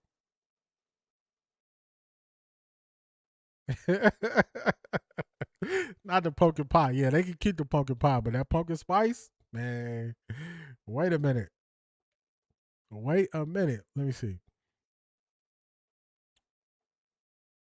Dylan is that person you can't trust. Is not a team player. Deshaun Watson could be the mentor Shador and Taylor need because he has a great understanding of the game. Yeah, the crazy thing is like Deshaun can talk through it like on a whiteboard, but it's hard to translate. Trade Shador out of all this torture mentally, emotionally, and psychologically. I don't think they trade him. I just think they just got to do better. Let's see. Mofo, what's going on? Glad to have you. The Browns media will never have me as a fan. On another note, I am having pumpkin pie. What's going on, Mofo? Now, Mofo, I can't defend you on the pumpkin pie, but if it was pumpkin spice, if it was a pumpkin spice donut, if it was, pumpkin spice pancakes or something, you know what I'm saying? We in there. I don't know. They might go at you with that pumpkin pie. They might go at you. I'm just saying. Yeah, it is. Like, I'm telling you, Ivy League Mac, I was seeing cocoa butter everywhere. I was like, man, they would hate walking through here. Okay, yeah, this is it? Okay, cool. All right, let's play it. In this job from Shador Sanders. I've been sourcing it for the last 2 hours, so nothing's changed in that area. As far as the pre-snap stuff, and the concerns about cadence and all the rest of it. I talked to a bunch of people this afternoon. By the way, I have a fan on in the background. My apologies if it's disruptive. It's the best we're going to get. I turned the air conditioner down, so the fan's on. Anyways, there was no word at all among the people that I talked to that Sanders was having any type of struggles whatsoever that were not normal. As a matter of fact, they didn't even know what I was talking about. So I would really, really take that one with a grain of salt. The word is that he's been great. He's been unbelievable. They like Watson. They'd really, really love to go into the season with Watson and Sanders as 1 and 2, with Sanders taking the first snaps. Okay? That's the goal. That's the plan. That's been the plan from day one. Okay? That's the goal. Watson did enough to intrigue them a few times during the camp, but they have been ultra concerned. Here's what I was told. There are 2 boxes left to check for Watson. Number 1, will the guys play for him? They don't know. They didn't see him enough with the number 1s to really understand. And number 2, is his health. Can you count on him? If you give him the starting job or even give him number 2 job, is he going to be a guy who can play and play if he needs to play for a long stretch of time? And you can't blame those guys for that. You can't blame Monken for wanting to know. If he brings him in as a 1 or a 2, is he going to be around? Is his body going to give out? Now, over the past 3 days, and I did mention this multiple times, over the past 3 days, Watson's body has frozen up. It didn't today, but it did 2 days ago. It was bad, and it was deeply, deeply troubling and deeply concerning. But he is a warrior, and he wanted to be on the field, and they were like, just get what you need to get done, do the best you can. And here's what happened. He pulled himself together, as these guys can. They know every trick in the book. I mean, maybe it's a little bit of Dr. Feelgood. Maybe it's a Toradol. I don't know. Maybe he had a couple shots of Henny. Hen. And I'm not saying this to be disrespectful. Maybe he got some, deep tissue massage, whatever needed to happen. He shouldn't have said that. Got himself together, pieced himself together like a beast, like a pro, and he went out today and had a really, really good day. But the plan was that Shedeur Sanders was going to go with the 1s today. Now something changed.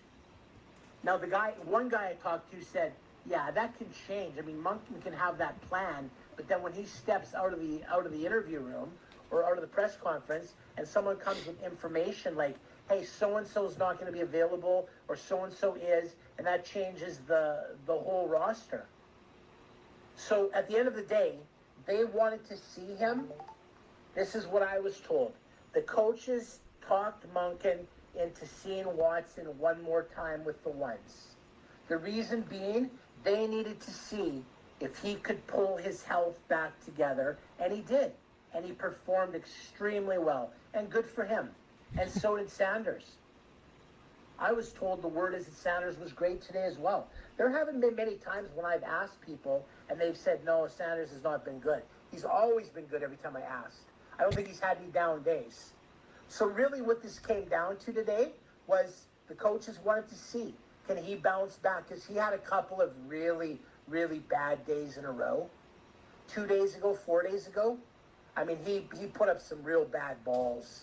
He looked bad. He looked rough. I'm all over this stuff. I talked about it. I talked about it on my account. Alexander. What? Alexander Bryant. Are they making this up? I'm just curious. Just want to know. Shout out to Reese Will. Shout out to Prentice Premier. I don't know the person speaking, so if y'all know the person speaking, drop their name in the chat. I'm just not familiar with the person and their voice. But that's a different level of concern if he's already having troubles with his body. One thing I don't joke about with is health. And once your body starts to go, at that point, you got to do everything just to maintain it to get through. So if there are health concerns, then that's something totally different. That is something totally different. Totally different. So, Princess Premier, are you still here? Prentice Premier, you still here? If you're here, let me know who is this, whose video or whose voice was this that y'all are playing. Shout out to y'all doing big things over there. But let me know who this person is. I want to look into more from them. But this is interesting. This is very interesting. Dino Darwell Alexander is gone like income tax money, for real. Everybody waited for these press conferences today, rubbing their hands together. Q, you already know, just like Birdman. Just like Birdman. Just like Birdman. I even had more that it was just better for us to just start, just to have the conversation. I had more to the stream, but I'm like, we could just have a conversation because this is one of those ones we can talk through. I think that's why they didn't share why they changed up to the press. This is the most clear explanation I've heard. This is the most clear explanation I've heard. This would make sense. It doesn't change the fact that they kind of set up this storm or they open the door for people to run narratives, but this is the most clear explanation I've heard because I didn't hear this previously. So shout out to R Jizzle. That's something different. If you just get through training camp and your body is sore, and that's why they said the massages, because they were saying body being sore, body breaking down already. That's a different fight. Because Father Time is undefeated with everybody. I know we look at LeBron and what LeBron is doing. We look at what Tom Brady did, but they didn't go through a lot of major injuries. So that is totally different. I don't remember the last time I saw a tax refund check. Me either.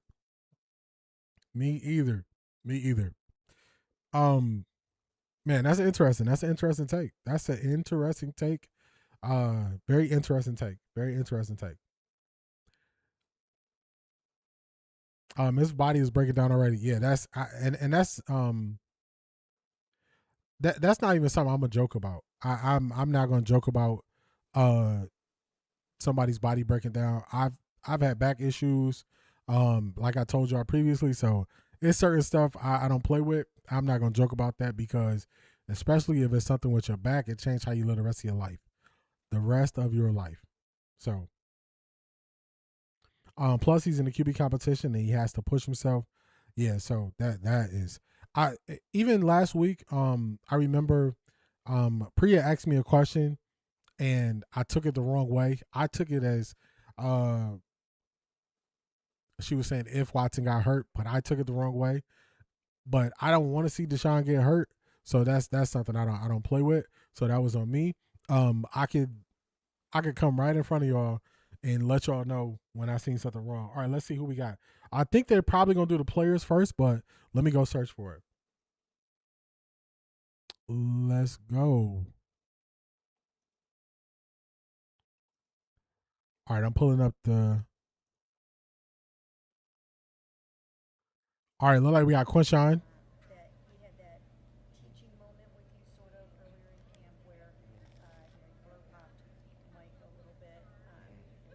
Man, is this low? Is the volume low? But anyways, he talked about how that was kind of a teaching moment and a learning moment for you. Yeah. What was kind of the thinking there about that situation, and what did you take from it?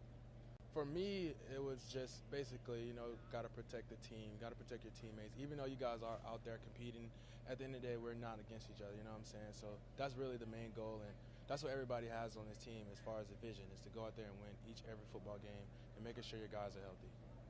You think you're just as fast before the injury? Sorry, what? You think you're just as fast? Yeah, and that's why I wanted to clear that up, Priya, because I did misinterpret what you said. That's why I wanted to clear it up to make sure I let it be known that you were not saying you wanted him to get hurt, but you were on the lines of the right thing when asking about his durability. I mean, yeah, I feel good. I feel the same, if not better. I had an off season to prepare a long time for, and even just making it through rehab, I think that was his own journey, and then making it through that, and it's also being consistent. Quinton, when coach is looking for a starting quarterback, alternating Shador and Deshaun. What's that like for you as a player trying to get used to two quarterbacks?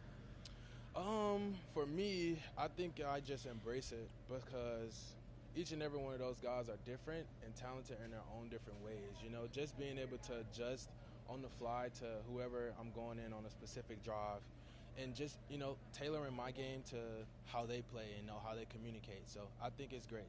Well, how's it been to be able to go through a full training camp and learn all the installs from last year? You were kind of trying to pick up. Last minute, right? Yeah. I feel like for me, it's very fortunate. Like, I'm super grateful just to be in a position where I can actually learn and, you know, take it day by day and actually put the time and effort into correcting my mistakes, whereas, you know, in game, you can't afford to make those mistakes. So actually having a time to learn from Coach Monken and learn from Travis and Coach Deuce and people that want to see, you know, all the young guys that we do have on this team go out there and excel to the highest level we can. So now that you're going through your first training camp, you're healthy, you've been through a rookie season. Yeah. What do you expect to be like this year? For me, I think we got a great group of guys up front, you know, so all of my belief is in them and on my coaches. So just going out there, I know physically I'll be able to do everything that I've always done. That's not a question for me, but just the mindset, the mentality that we have as a team, I think that's what's going to carry us over the top. Is there did you have to feel like, you know, having not gone through training camp last year, did you have to sort of prepare yourself, you know, I don't want to say conditioning-wise, but sort of pacing, you know, how to, you know, not to go too hard, too soon, you know, how to sort of, you know, to ride that? Totally. I think, like, as a young guy, too, you really have to understand that, you know, just because when you're fresh, you're first coming into the league, you got vets and different guys. They give you a lot of advice, you know, because as a hard worker like myself, I do want to go out there and put the best work I can in and day out, but you do have to be smart. And that's one thing I will say, like, our vets have taught a lot of our young guys, like, you know, be smart and the way you prep your body and how to have longevity through the season. Which one you talking about the guys up front? We've seen a lot of run fit drills this summer. Yeah. What have you kind of taken away from the offensive line, the way that they're blocking, and how do you think it might be different from last year with the new pieces that they've added? I think these guys are really physical. They're really smart football. What's going on, Charmaine? Hardest working woman in Ohio. Welcome in. Glad to have you. Ball players, you know, they have a lot of experience. So I think it's easier just to play with them, you know. Not saying it wasn't easier before to play with the last group of guys, but I think with these guys, you know, it's just a natural connection. I feel like just playing with them, a lot of things that they can anticipate or they can previously see. They communicate well. So every day I practice with them, I'm excited. What are your individual goals? For me, it's always been the same thing. Just be the best that I can be. I don't try to put pressure on myself by saying I want to do certain specific things. It's just really going out there, compete, taking it one day at a time, and, you know, go out there and accomplish my team goals too. So you're not 1,000 yards? I think as a competitor, you definitely want to be the best you can, and that's what our goal is, to be the best. That's what I do this for. So I think as far as a mindset, the mentality that I take on the field is to always be the best. When Monken was in Baltimore, you know, you think of Derrick Henry and that downhill running game. Do you see that's where this running game is going? Yeah, Coach Monken, I remember him when I was in college. He was at Georgia, and I just remember how they ran the ball, and it was just like, man, like, it's a super smart guy, and just the way that, like, everybody does everything up front and the way that he uses scheme-wise. So I think for me, I'm just excited to be in this offense and just do what I do. So. Derek, the point about Derek out here still doing it, I think it's like 32, 33 now. Right. What do you think is the key to longevity at your position? I think, like I was saying earlier, like going back to that, it's really just being smart, you know what I'm saying? And just taking it day by day, training, you know, not overly killing your body and just trying to make it throughout the season. So getting the things that you need to be able to compete at the highest level, but not killing yourself at the same time. How important are the guys behind you, your Samsons, your Marshalls, your Sanders? Yeah, man. We got a really talented room. All of those guys are really unique. They're all special. They're great guys. And I think we need everybody, especially on this team. Every single one of these guys, they go out and compete every single day. So I'm excited. Quinton, you guys are involved in a pretty intense quarterback battle, just like last year too. But what impact is that having on you in practice, and is all the stuff around it any kind of a distraction or anything like that? Never. I would never say it's a distraction just because, you know, we have a great head coach. Coach Monken keeps us focused on the things that matter. And, you know, it goes back to team. That's what's most important. At the end of the day, we go out there, compete at practice, and we have each other's back. So you go in the quarterback room, each and every one of those guys, they support each other. No matter who throws a pick or who throws a touchdown, they still act the same way. None of those guys change. So I think that's what's important. And I think, you know, it's no distractions. I just got to pause it here. I really like how he answered that question. He left no room for her to interpret that any other way. He said it's no distractions with it being a quarterback competition. It's no distractions. That's how you come out firm. You don't leave any room for them to try to say, oh, it makes me hesitant. It makes me second guess. They got different cadences. Nope. No distractions at all. We ball out. We move forward. Somebody did ask that same question before that, Miss K. They're just trying to catch him up. On Saturday, you see Spencer get kind of mix it up with Jared. You know, seeing the rookie sort of stand up, stand up to the the established guy. What does that do in kind of in the locker room, seeing for Spencer in terms of seeing him kind of maybe take a step forward? I would say in the locker room, it didn't really do anything, but I think on the field, as a young guy, that's how you show your respect. I was a rookie last year, and I remember just having to showcase what's important to the older guys. A lot of these guys that have experience, that's what they love to see. They love to see the production. They love to see the emotion. They love to see, all the things that guys like him that we brought here to the Browns, what they showcase and what they do. So I was just happy for him in that moment, just to see him compete, and be the person that he is. Last year, not going through training camp, but just going right into it. Before your injury, were you you felt like you were hitting a wall at all? I mean, it was a long year for you. As far as what? Get deeper into that. I want to. Like your rushing totals were going down. Yeah. Offensive line was hurt. I think as a rookie, a lot of rookies hit walls. Just because of the longevity of the season. Luckily for me at Ohio State, I played a season that long, but I think for normal college kids, you don't play that many games. So every rookie hits a wall throughout the season. It's just win. So I think for me, it was just trying to maintain the same routine I had, do everything the same way. Do you feel like this training camp is... I got to say this. Quinshawn is definitely media trained, and also you see how that question was asked. He really turned that on TG when he made him say, explain, because I want to know what you really mean. And then he had to give away his agenda with the question. Well, do you feel like he kind of hit a wall because guys got hurt and this and this? Every rookie hits a wall because you're playing more games than you probably played in college. So he not falling for it. He is not falling for it. He's not falling for it. Shout out to Charmaine. Let's get this up here. Oh my God! Wow! My bad, I had that loud in your ear. I got money. Shout out to Charmaine, the hardest working woman in Ohio. What the devilish is going on in Cleveland, D? I would say the Browns made some PR mistakes. That's what I believe. I believe they made some PR mistakes that just didn't look good. They opened the door for questions for people to call them the same old Browns. Todd Monken has a chance today to put this thing to rest. I think going forward, Todd Monken should lean into being a straight shooter. And if it's something that he doesn't want to speak on, just say, hey, I don't want to talk about that, or we're not going to discuss that, like he does injuries, just to eliminate setting fuel to the fire for something to become a story and narratives to run wild. We did listen to something from Reese Will and Prentice Premier, where somebody who's there in the know was explaining that it was more about Deshaun Watson than Shador, which makes the most sense. It makes a lot of sense.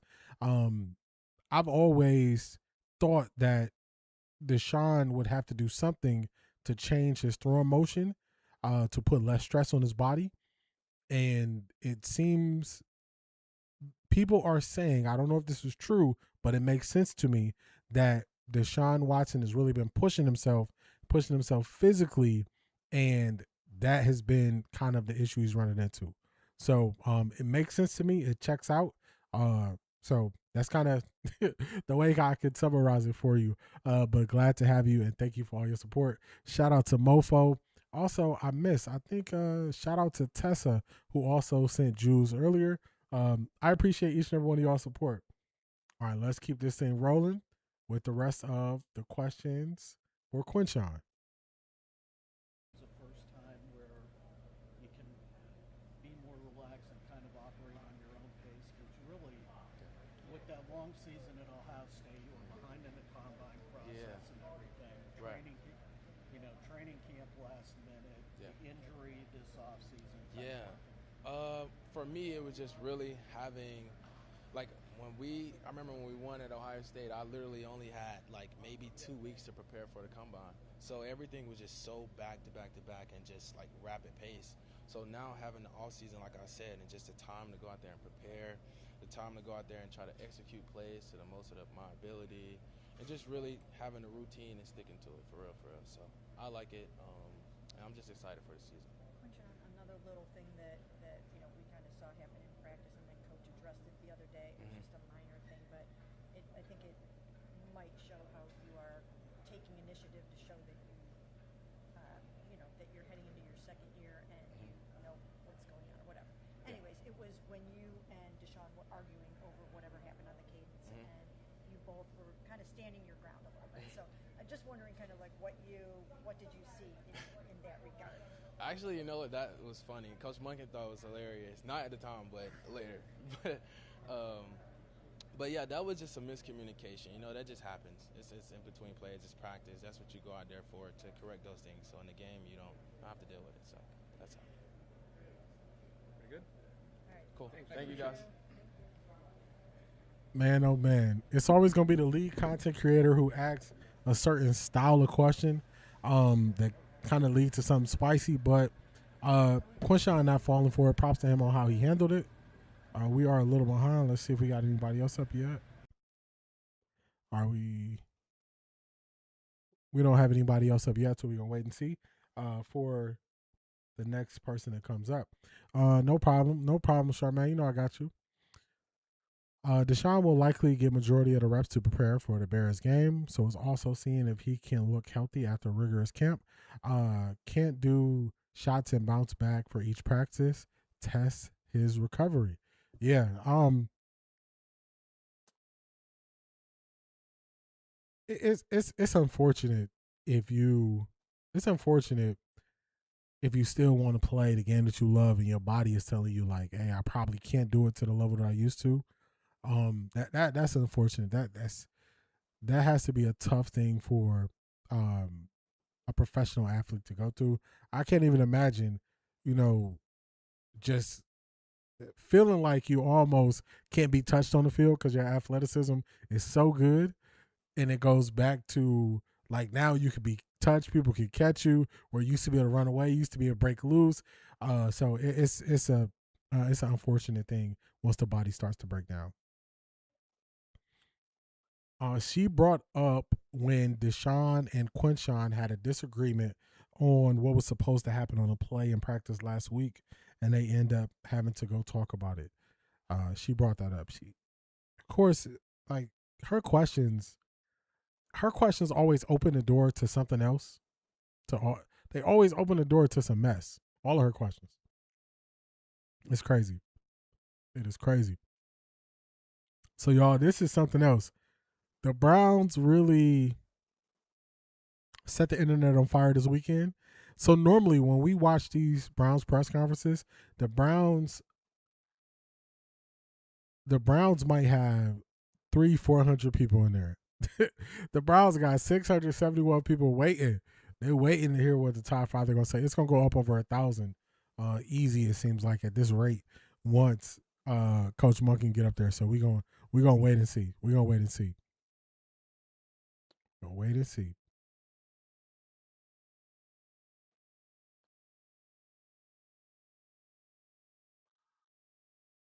Let's see.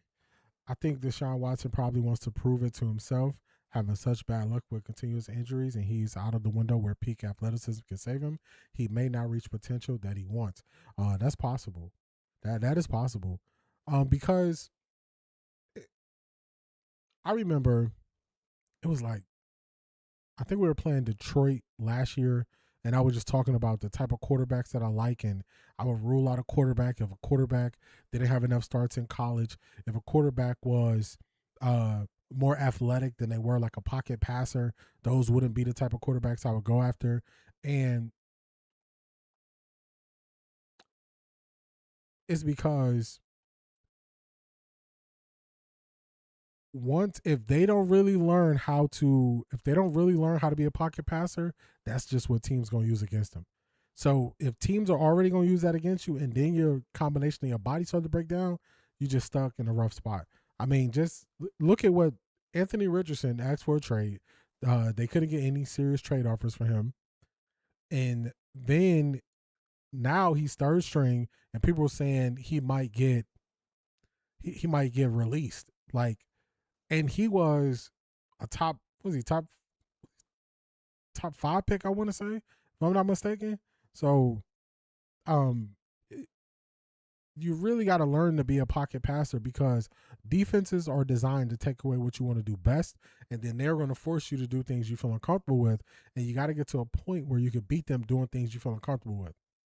You're not just going to be able to scramble and run out of everything.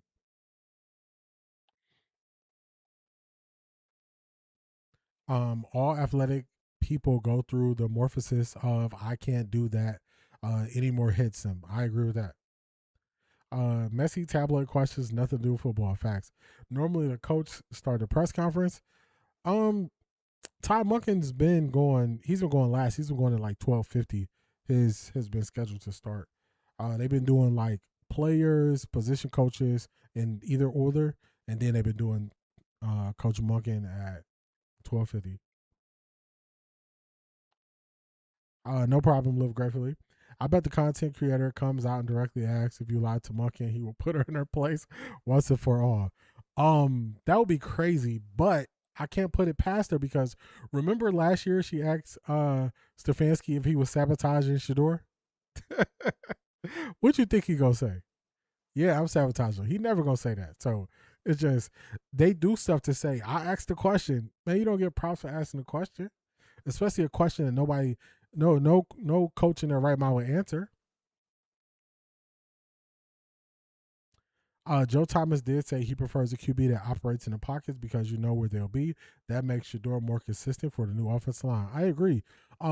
That's why I kind of heard people floating out the idea of start Deshaun first, let everything gel, then go to Shador. And I was like, that's not really a good idea, because the offensive line is going to get used to Deshaun moving the pocket and moving around, and Shador is not going to do that. So they would have to go through another, weeks or month of gelling to a quarterback who's not running all over the place. Not running all over the place. I don't want to say it that way. To a quarterback who is extending plays more often than Shador would. So that's the better way I want to say it. Yep. Top 5. He is number 4, I think. I hope she does straight up ask that. She might. It would be funny to see his reaction. I feel like the pocket passes are the true QBs. You can't hand it off. You need a runner. You need someone who can run. That's why I appreciate a pocket passer first. I appreciate a pocket passer first because it's going to come down to them processing. That's why when they were talking about the processing stuff last year, I was like, man, y'all know what y'all talking about.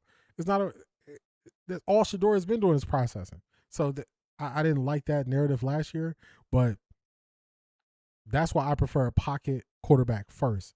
If you have some wiggle and you can get away from some stuff, cool. But I don't want you to have been the most athletic since you was a little kid. Anthony Richardson seems like he was the most athletic person every team he played on. And then it caught up to him when he got to the NFL. A team drafted him early when he should have been more of a project style quarterback. They drafted him to play right away, and there was no way you was going to speed that process up. There was no way you was going to speed that up. I really hope Monken ignores Grossi and MKC as long as possible. You know they're going to be the first ones to ask questions. I hate they keep talking about the slow processing. We know what they are saying. Yes. The same way they tried to say he don't know what he's doing and he playing street ball. I was not going for that. Also, Jimi Hendrix, I did write down both of those songs. So I got those. I got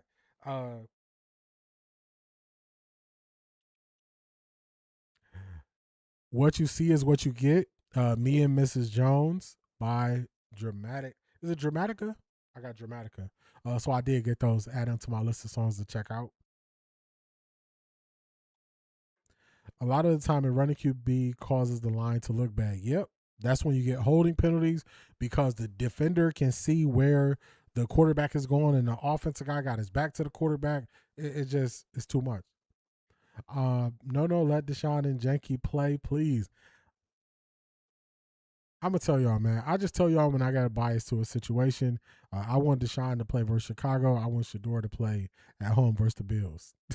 I'll tell y'all why later, but that's just me personally, what I want to see, and that is all based on me being selfish. Those are my selfish reasons why. So I'm not going to say this has anything to do with the quarterback competition. None of that. I just let y'all know. It's me selfishly. That's what I want to happen. For me personally.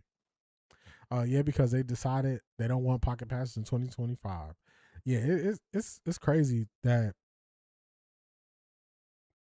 people think you're going to be able to win outside the pocket consistently.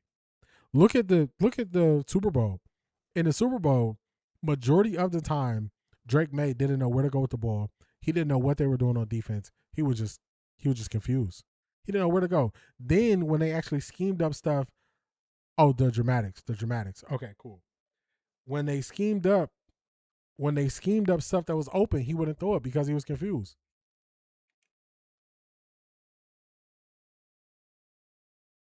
All right, I got it.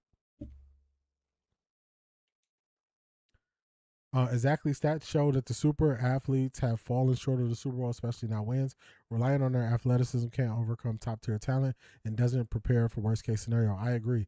And then when you put it better, unless you have like just all the different, if you have 3 levels of threat, then a quarterback can take advantage of running. Patrick Mahomes did that. Patrick Mahomes wouldn't always run. When the playoffs got here, he would start to run from the pocket more.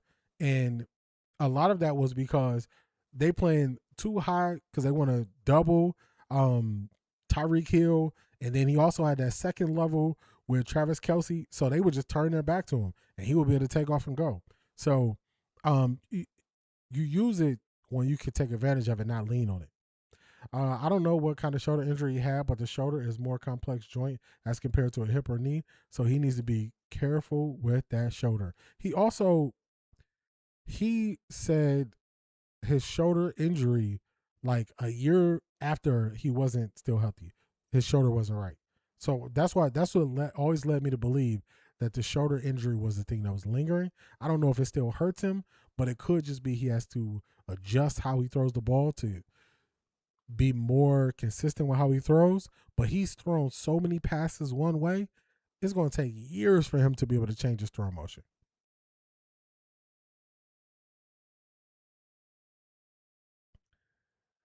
Everyone wanted super athletic QBs as if they don't have running backs, etc.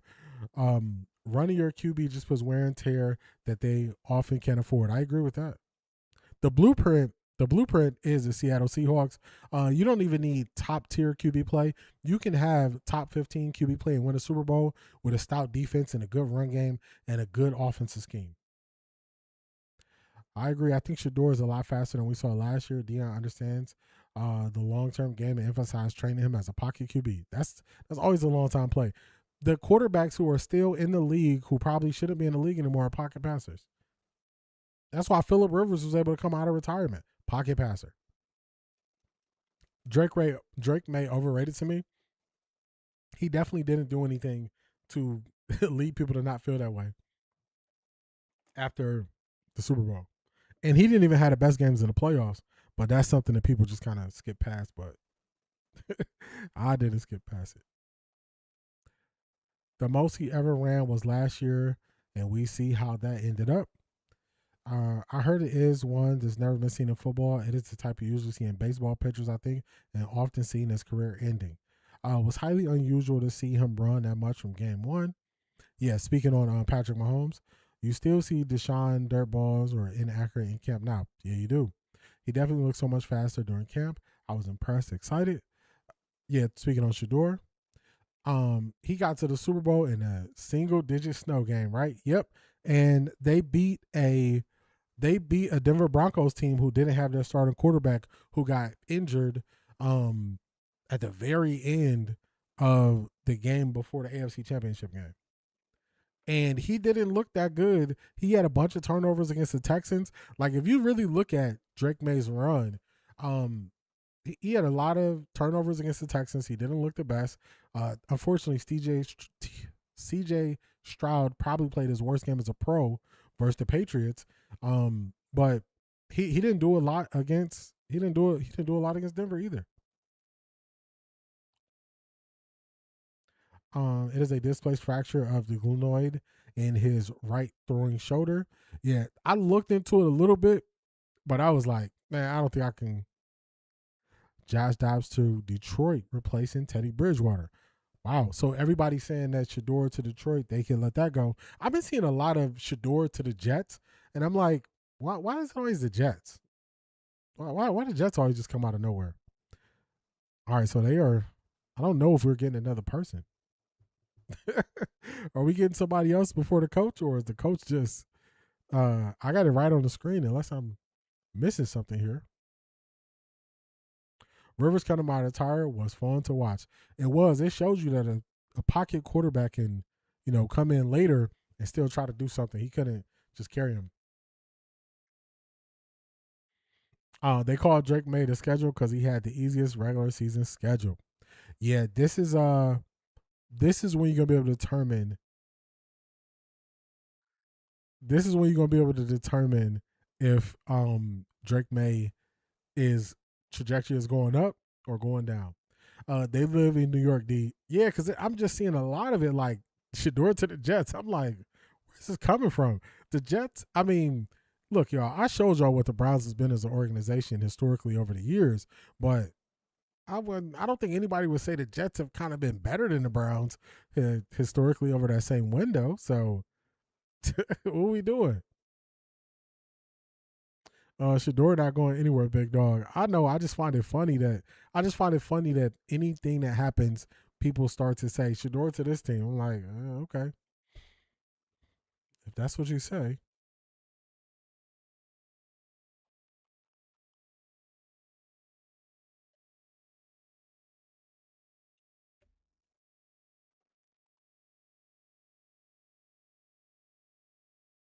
I didn't know Josh Dobbs wasn't on the team until now.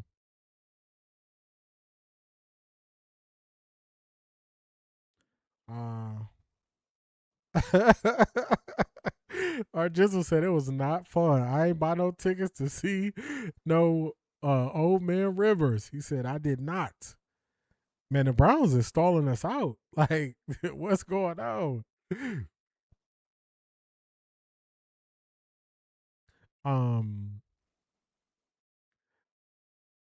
Why are we wishing the Jets on him? I low-key wish Shador was on the Rams instead of Tyler. What's his face? I'm still holding a grudge. Yeah, the Rams would have been an ideal spot, I think. The Jets owner is the reason they want to keep the team report cards being published yearly. Yep. So they can tell how much they don't like stuff. Man, the Browns are definitely stalling us out, y'all. I don't think we get anybody before we get Coach Monken. I don't think we get anybody. All right, so let's do this. Let me play. I had some more. Let me go here. What was this? Okay, we played that. What was this? All right, we played that. All right, let's play a little bit more. Let's play a little bit more from Boog. If you tell me there's a competition between my mans and... Let me skip forward a little bit. We're gonna play a little bit more from DukesTheScoop and Boog. I'm gonna take a 1 minute and 15-second break. I'm gonna let this ride out for y'all, and then we're gonna wait to see when the Browns come back. Let's get this up. Where we at? All right, here we go. All right, let's play this. I will be right back. There and this that, but I don't care who was there. The people before him couldn't do it. Right. Right. So, Right. It's always something when it comes to the media in this family. When Coach Prime went a couple of weeks ago, I would have thought, now it's a million pictures of the Mannings at each one of both camps, right? Archie Manning with at the Colts, or it doesn't matter. Giants, Colts, you're gonna see Archie Manning there. Right. It's not the first time, and being that Coach Prime is actually a Hall of Famer, you would think that his presence would be welcome. There was actually a member of the media that had the audacity to say, "Oh, I'm proud of Deion because he didn't make a spectacle." Like, who are you? Like, who are you? What? There's this underlying tone of, I don't want to say, yeah, I'm gonna say it. There's a classism where it's like you don't think that we have the sense that it takes for us to handle ourselves or to conduct ourselves in a way that's becoming of a professional when we're in this situation to lead a team as a quarterback. I don't know what it is. Do you have any idea why people still view people like Coach Prime and Shedeur Sanders as if they don't have the common sense to handle themselves as businessmen when all they have done is but build a resume that shows that they have plenty of sense? Mm-hmm. Why? Again, Coach Prime says it best, Dukes. Don't let my confidence offend your insecurities. You're dealing with a bunch of insecure men dealing with a really secure black man. That's different. It's different when it's a black man that's really accomplished, that's really done these things, that's really who he say he is, and that's really walked that walk and talked that talk, and then came back and walked that walk again. And those things, if we just being honest, that's just what it come down to. That's why you see the Mannings do the same thing, and it's applauded, cheer, like, oh yeah, that's the man. But then when Coach Prime do it, it's all the other stuff that they say. He's a threat, and we in America, it's a problem. It's a bigger problem when you got black fathers who actually care and are active and doing their job.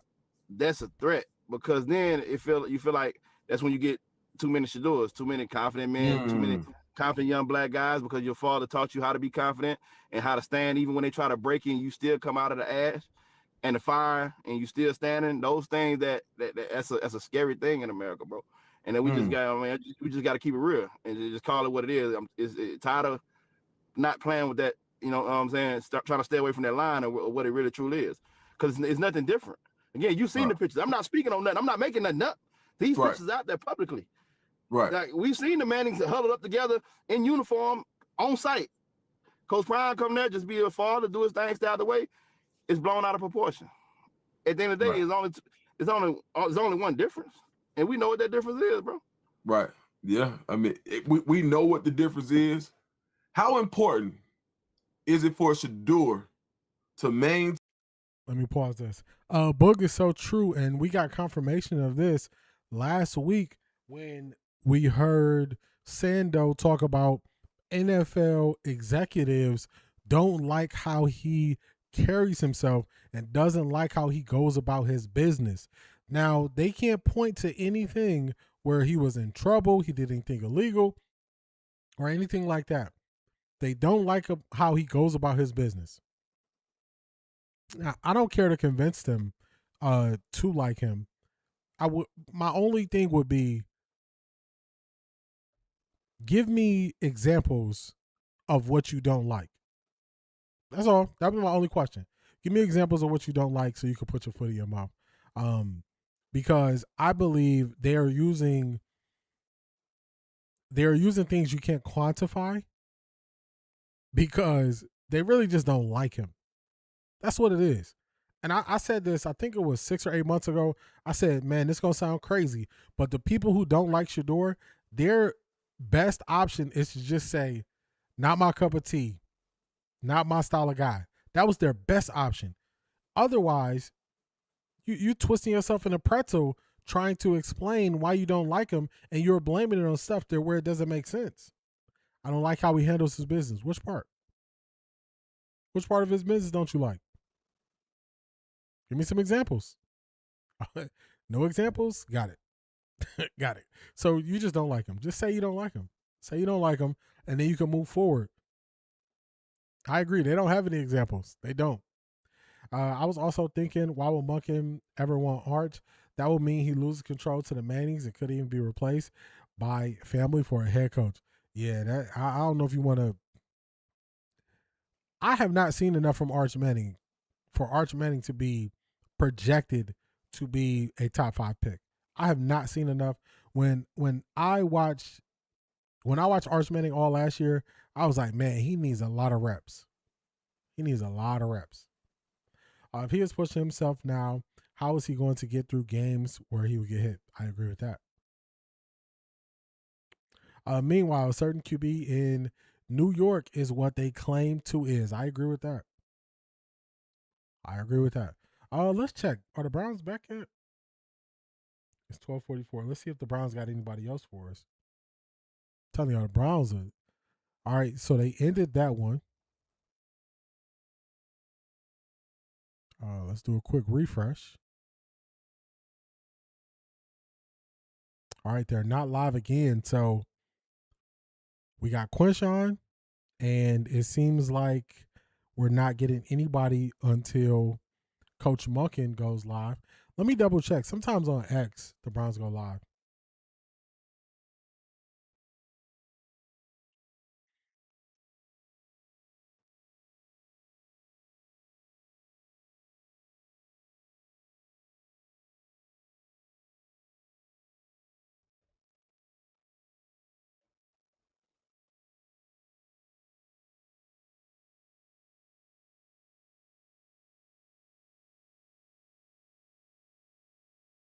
All right, so I'm not really. Sometimes the Browns, they'll be live on X first. I'm not seeing them live on X. I'm not seeing them live on YouTube. We do a couple quick refreshes to see if we get anything. Or are we not getting anything there? Let's do a refresh on YouTube. Not live yet, so we're going to check back in a couple minutes. The supercomputer got all the reps and it didn't help him one bit. Not at all. Not at all.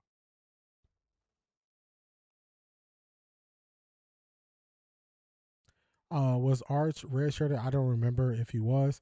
I don't remember if he was redshirted. I know he couldn't beat out Quinn Ewers in Texas. I know that. I think it is the country club mentality, not the confidence. You could be right about that. Just hey, no new people in our club. You could be right about that. Arch will be a first rounder to sit for several years. Yeah, from what I watched from Arch Manning last year, he needs a lot more reps. He needs a lot more reps to work on just the fundamentals of football. He was not calm in the pocket. He was not calm in the pocket. But LeBron and Prime ain't supposed to set their children up. It's crazy. we watch guys get it. We watch Arch was redshirted. Okay. I wasn't sure if he redshirted or not. I wasn't sure because I didn't watch him early. We watch all these guys get a shot because of their last name, and then when Coach Prime and LeBron want to make sure their kids get a shot, it's a problem. I don't get it. All right, we got 3 minutes. Let's do a little refresher. Beast, what's going on, man? It's been a minute. What you think Jackson Dart gonna do this year? Man, from what I watched last year when I was watching Jackson Dart every week, to me, Jackson Dart really needs to be able to identify base zone coverages, and that's kind of where he struggled and would just take off and run. And he also needs to protect himself. So I don't know. I don't know if he's gonna make it through the year. Unfortunately, I think he takes too many big hits. All right, I'm refreshing on my end for the Browns YouTube. Man, I'm still not getting it. Man, that's a crazy question. That's a crazy question. Beast, that's a crazy question. I didn't mean to laugh. That definitely hit me off guard right there. Man. He puts himself in harm's way too much. I don't know what that's gonna be, but he gotta stop putting himself in harm's way.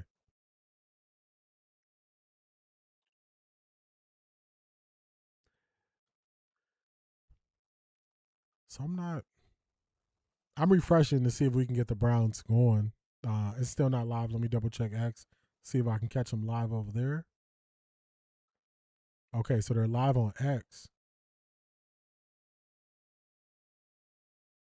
All right, well, we're going to watch it on X today, y'all, if this doesn't go live on YouTube. All right, we're going to watch it on X. We're going to watch it on X. And we're going to start from the beginning. So let's go here. Let's go here. We should have Coach up. Let me see. All right, let me start this over. I don't think we're that far behind. We're going to have to decide when we first. Did you guys decide and make some changes that we'll see out there? Yes, Spencer Fano will be with the ones at left tackle, and you'll see Denzel a lot with the ones at X receiver starting today. Todd, what was the reason for the change in plans with quarterback? It really was Shador on Saturday took the ones in the walk, so I anticipated him being with the ones. When I walked out, guys grabbed me and said, hey, the last couple days we've been kind of looking at it. Shador's got a few more reps with the ones. That's all it was. I wasn't even at the moment. I was like, yeah, sure, we'll flip it, and then next week we'll go the other way. I sure as hell wasn't thinking about coming back in here and telling all you guys that I was going to change my mind, because I really don't have to. And so that's just the way, being the head coach, I can kind of do that. Ultimately, Shador's going to go today with the ones, unless on the way out I change my mind, and then he won't. Okay, just like any other player in terms of how we rotate them. And the bottom line is the speculation, which I find kind of funny, is as long as we're still sharing reps, it's a competition. It would not make any sense. Thus what we're doing, Spencer. Thus we're up in Denzel's reps. I promise you, I'll tell you. When I know what we're going to be doing, you'll know. So at the end of the day, today, as far as I know, Shador's going with the ones, and then Deshaun the next day, and then Shador will get Wednesday with the pads on. Have you decided who will start at quarterback? I have not. I anticipate the next couple of days. I'm kind of going through, they're each going to start a game. How do I want it that way? Does that make sense? Like, it's not that they're each going to start a game. We're still going to go through this week, and next week we're going to have to decide when we practice against the Bills, because then you're not going to just give one practice. You're not going to give one of the quarterbacks the ones. You're going to have to rotate those guys a little bit in the preseason practice. And then after those two games, then I think we'll be closer to at least having a better idea. But one's going to start one game, and the other one's going to start the other. Todd, Watson had 7 interceptions the first 7 practices. He's had 1 in the last 4. What's been responsible for turning him around? As I said a little bit, the install shrunk. Some of that has shrunk. I mean, I don't want to say anything because we do practice today, so wouldn't want to jump in that. But again, it's part of it. Sometimes it comes in bunches. Like I said, a couple of years ago at the Ravens, one day we had 8 in one day. Well, I don't know, like I said, he went on to have 41 touchdowns and 4 picks. I don't know. It's part of the learning process. And again, not all the interceptions are going to be on him, but ultimately it falls on him to make sure we take care of the ball. Is it just a case, too, with maybe Deshaun earlier in practice, he was taking more risks or trying to experiment with things? Some of that could be true, for sure. Sometimes I just think it's a lot of things. Taking more risk, poor decision, protection, right? Where then he's trying to move and making a throw, and that's with all the quarterbacks. But that's part of the learning process is I wouldn't say taking chances, but learning from the throws that you make, the decisions that you make on an everyday basis. Why the decision to go with Spencer with more reps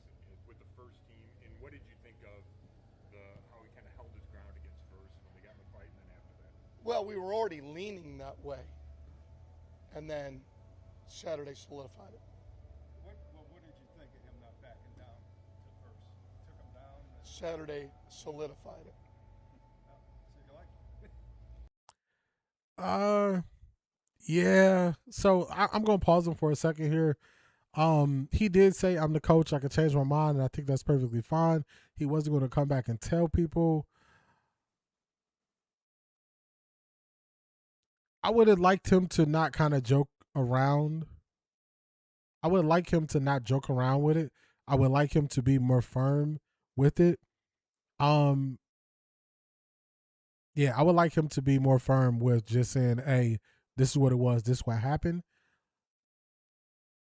I don't know enough about Coach Monken to know if that's a nervousness while he was smiling or if he thinks this is funny. I don't know enough. But he could be uncomfortable, and that's what this is. But I would have liked to see him just, even if he gave the exact same reason, just put it to bed with like firmly put it to bed and not kind of joke around with it. Like, just be serious for the moment. Just be serious for the moment and just say, look, this is what it is. You know what I'm saying? I don't mind the explanation. The explanation makes sense. But just be firm and be serious with it, because remember, I'm looking at you through the lens of a person who is a straight shooter. I'm not looking at you through the lens of a person who dances around and plays media games. This is more of someone who seems to be dancing around playing media games than a person who is just a straight shooter saying this is what it is. So, I'm not turning on Coach, but I would just like to see him handle this a little bit better. Just a little bit better. Just, that's my personal view. That's my personal opinion. I'm not saying y'all got to agree with me, but sometimes, like, I want you to shut down stuff so it doesn't grow legs. And his demeanor, they're going to write about his demeanor, and that could grow legs. So it's like, get ahead of it, put a stamp to it, move forward. So that's just my take on it so far. Saturday solidified it. Does sometimes with a player like Spencer, is that what you need to see? Is just sort of that, they come You just did it, what Tony was trying to get in, and you just took it the other way on that. 100%. Don't you want to see a player, especially in the O-line, not back down? I mean, as your starting left tackle, right? All your hopes and dreams, right? Ability to move the football and protect your left tackle, to not have him back down against a Pro Bowler, I mean, of course. And that builds a little bit. It's just one day. Hell, we'll be indoors today. We'll be a fast track. So, I mean, but we're coming back. Okay. But that's it, right? You want to see the competition part. You want to see a guy not back down, right? If they don't stand up for themselves, then you really are concerned, right? Now you're like, ooh, man. So was that planted? Was first instructed to start something? No. What? You guys, I mean, I think I'm pretty smart, but that's a pretty good idea, but I did not do it that way on purpose. So it just turned out that way organically. And the very next play, they went head-to-head again without missing a beat. It was really cool. And hopefully we'll get that today, and we'll get that Tuesday, and that's what you want, right? I mean, if it's all one-sided, that's a bad deal, one way or the other, right? You really don't want your left tackle dominating every edge rusher you got, and you sure as hell don't want to be just a leaky faucet and it's a convoy at the quarterback. So I thought it was really, really cool. Of everything at the practice, their competitive spirit was the number one thing.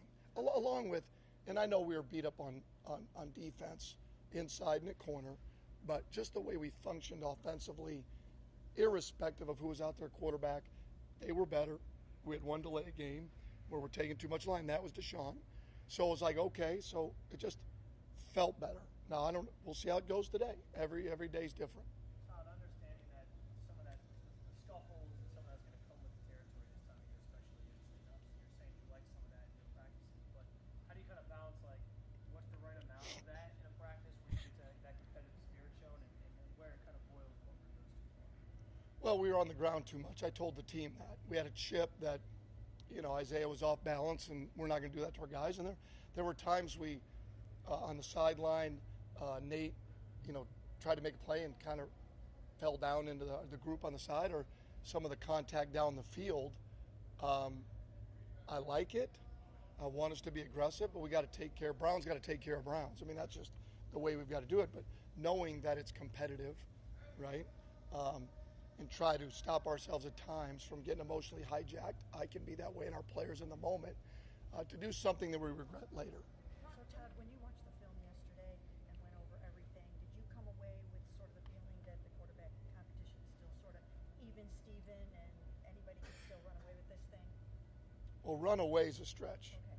But I would just say that I've been impressed with all of our quarterback room. I'll start with that. But I've been impressed with both players and the way they've handled, right, the back and forth of the reps. And we're trying as best we can to balance the reps so we give both of them an opportunity to showcase their skill set. It's never going to be perfect, and they've handled that great. Shador today was great. There wasn't, sure, maybe Saturday would have preferred to be with the ones. I'd be pissed if he wasn't. Like, all of our guys should want to be with the ones. But they've been great. And I think they've both improved dramatically. I've always said about Shador, but even the last week or so, Deshaun has played better. He has played better. He's looked better. He's made better decisions. And I think some of that grows, like all of us, as they have success, right? Their confidence is going to grow with the success that they have every day. What about to go back to the O-line? He seems to have settled into the press conference. But the first 8 minutes of this, he doesn't seem that settled. He's moving around a lot. I don't know, man. Let me know if I'm tripping. Y'all, and it's okay if y'all don't agree with me. That's perfectly fine. We're adults. We don't always have to agree.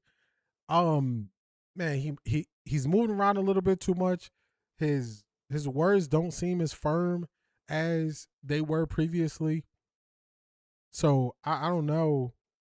I don't know if they tried to prep him for this and he's not really being himself and he was being himself before. I don't know. He just doesn't. He just doesn't look like his confident self like he was. Like in any other press conference, he just showed up like, this is who I am. This is who I am. In this one, he seems slightly unsure of himself, which is just different. I don't know what that's going to lead to. But I'm just, why are you moving so much? Like, why you can't sit still? Like, so that's why I say, like, if the Browns want to be viewed as the organization where management is not getting into the on the field stuff, if the ownership is not getting into the on the field stuff, then he got to be able to come out here and say what it is. But the straight shooter that I thought we saw a lot of, I don't believe that's what we're seeing right now. I don't.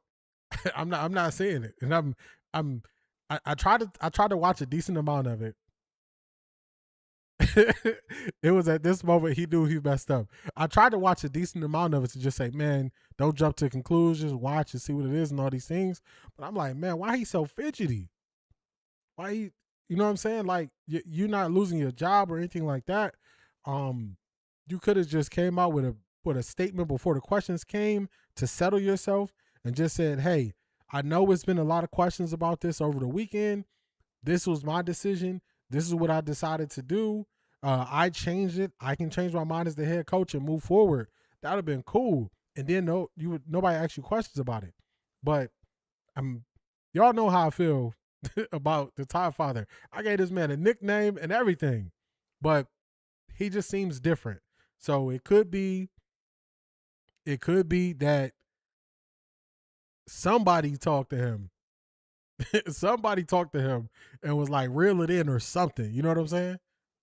Somebody. Because I'm somebody. Something's off.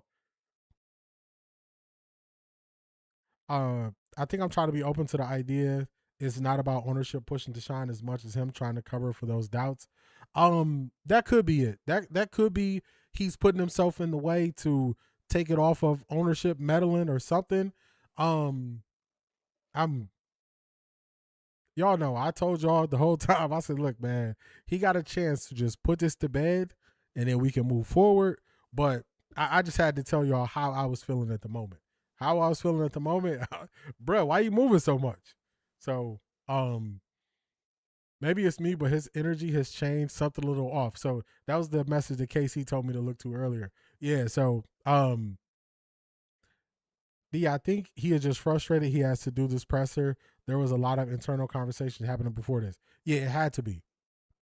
It had to be something because he just did not come into this thing his normal self. He didn't come into this his normal self. Like, and I'm not saying I'm turning on him or any of those things. I'm just saying this is not the person that I normally see at the press conferences. And I'm somebody who watches all of them. I'm somebody who watches all the press conferences. Before I show something on stream, I probably watch a press conference 3 times. So I'm just noticing the difference. So we got about 4 minutes to go. Let's play the rest of it and see how it goes. He's been in that competition with Spencer, but is he still competing to be one of those first starting 5 here? Well, we're always competing. So he's been competing the whole time. But I've been awfully proud of DeJuan by what he's done in the offseason to get himself into shape and his body looks like it is. But at this point, Spencer's playing better.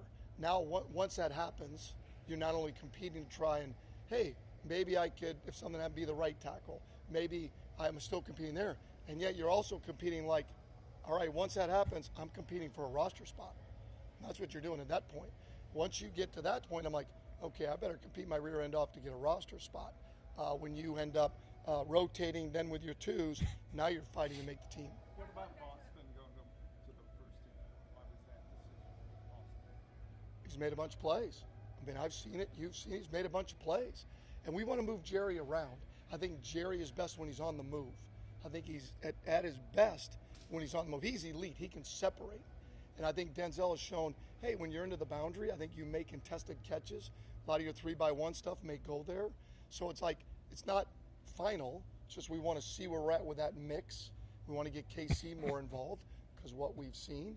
Hell, IB made a great play yesterday on a glance and slant. So I really like where we're at. All we're trying to do is, I like those guys and Tylen. Where do we get them in the right spot that allows us to function at a maximum level? And that's what we want to see for this week. A couple more. Going back to the things getting heated on the field out there, there's some new faces here, so they are all still also working to gel together. How have you seen this team respond and after those moments when they come off the field, when they're back here in the meeting rooms together? How have they responded after some of those scuffles, some of those heated moments? Some better than others, but that's part of it.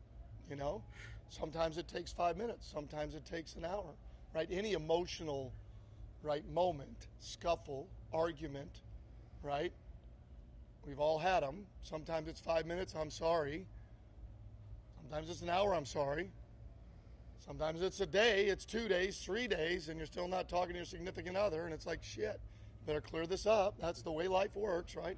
We're no different than that in relationships. So, and you work through it. And it's just a speed bump unless you let it be more than that. That's part of it. Just like in any team or any relationship. As far as Saturday, any idea how many snaps for the starters are playing? I'd like to get our starters the first series. I would like for that to happen. Now, that's all pending medical, right? Where they're at. We're not going to put anybody at risk. Again, that is also subject to change. Okay? So we'll see how that goes. But I would like to get our starters to take the field together the first time. And then we'll see. If we're going to evaluate the quarterbacks, we've got to make sure we can protect them. Right? I mean, we got to play the guys up front. If we want to evaluate the quarterbacks as best as we can, irrespective of who they have in the game, we've got to evaluate the quarterbacks and how they're able to function and score points. Todd, you mentioned on Saturday you like the way the You ran that one in quickly because it was 2, and Peter said 2 more. I like that move. It's a good move. Todd mentioned you like the way the offense functions on Saturday. How much does it help for Deshaun to have been doing this for almost 10 years now? It does, but it's still new for him. It's a new offense. It's a new coaching staff. It's new players.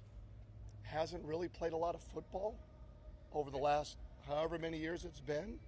So there still is improvement there, right? When you haven't done something, even if you've done it relatively well or an elite level like he's done, and then there's a gap there, there's still improvement there. There's still, okay, with his body, right? How do I get that back moving and processing and executing at a high level? So I just think there's still improvement there for him and for all of our quarterbacks. Hey, Todd, I knew it. I'm not sure I understood you.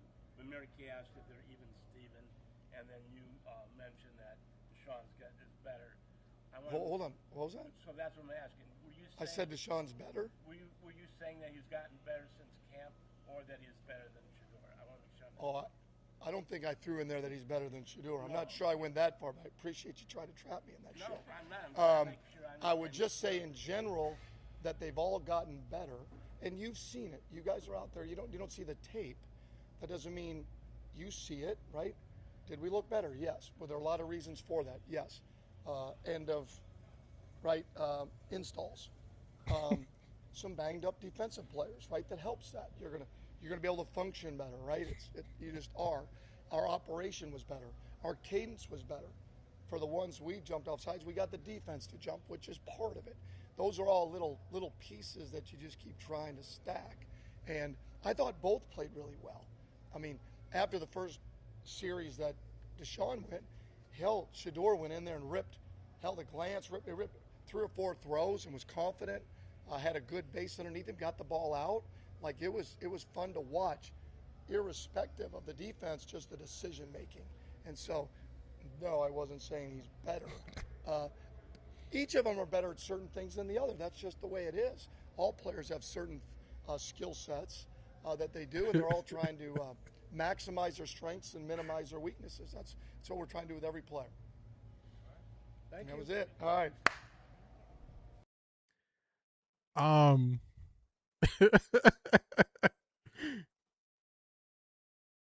I think he was less settled at the beginning of this.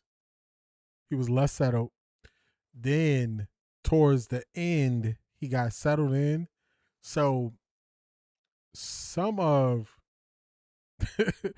what y'all saying about him having to deal with something that kind of caused the storm on the outside could be getting to him. It's definitely there. This was at the very end. I would say the last 2.5 minutes, we got how he normally speaks. The beginning, he was the beginning, he was kind of, I don't know. My final view on this is this. The Browns are not doing a good job to show that they're going to allow the football people to do the football side. They open the door for that. There's going to be questions about that. It's going to look like that. And when he came out, it seems like maybe he is trying to navigate it to not step in it by saying something else to set people off. But I think he has 2 approaches that will work better. Either don't be transparent at all and just wait and see, or be transparent. So when they ask, oh, have you decided on the starter? Have you decided on this? Man, go watch some of Bill Belichick's interviews where he say, we're just focused on the Bears. He could have said, we just focused on the Bears. And I think that would have better suited what he's trying to accomplish. But it's like he's fighting to be transparent and trying to play the media game. And that's not where he functions right. He doesn't function playing the media politics of it. He was the most comfortable, the most confident speaking to the media when he just kept it to football and they kept them outside. That's when he was the best. That's when he was the best. So it's just something to keep an eye on. I definitely feel he was different today. We're going to see how it go. We're on to Cincinnati. For real. He needs to learn. Like, he needs to learn. Like, bruh, trying to walk this delicate line of being transparent and not transparent with this media that you have to deal with, it's not going to work. It's not going to work. If you read into what he just said, Deshaun ain't better than Shedeur. He was very quick to clarify that and say he wasn't. That homeless guy is Jim Swartz. Yeah, they gotta just let the football coach be the football coach. They gotta let the football coach be the football coach. They have to.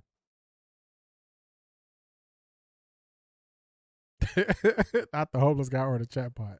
Yeah. All right. So coming into the show, I felt misled by the coach, and I gave you all the definition of why I felt misled.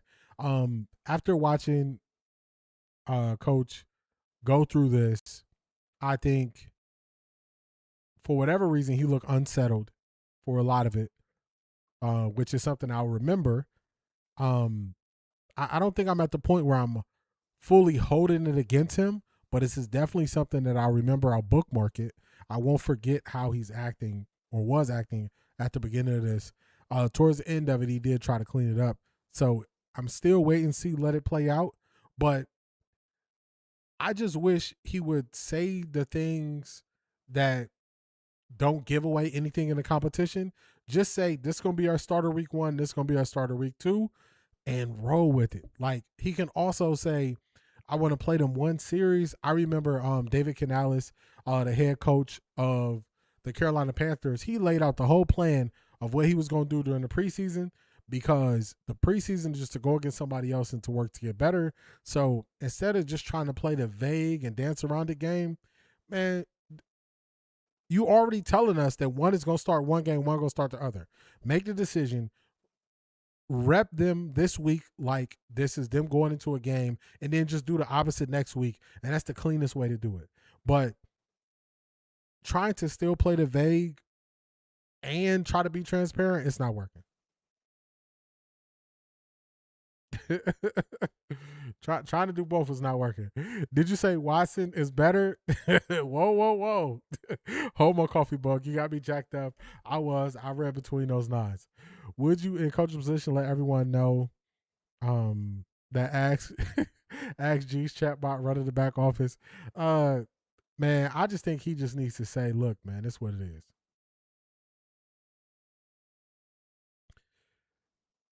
This is what it is, man. Just the parts you can be transparent about, just say it.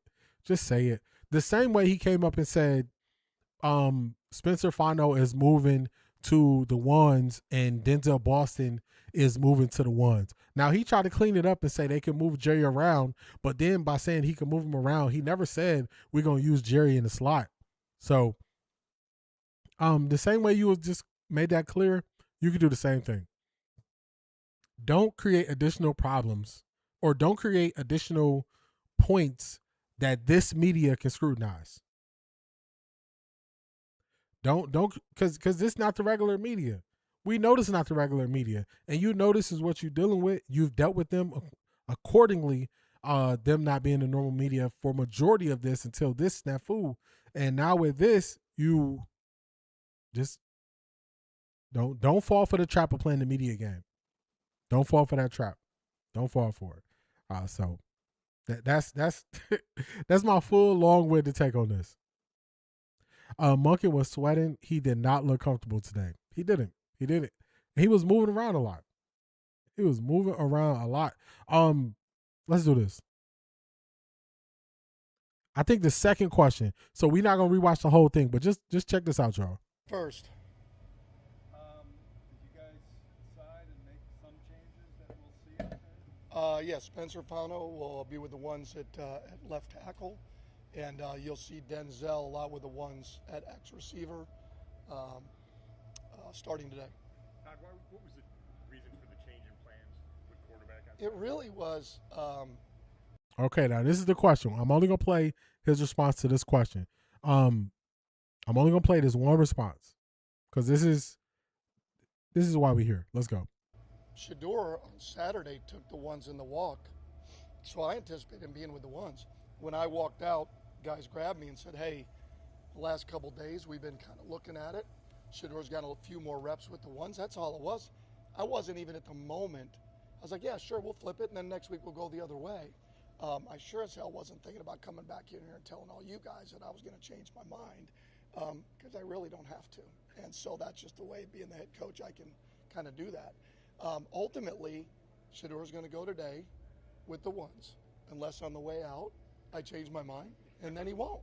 Okay, just like any other player in terms of how we rotate them.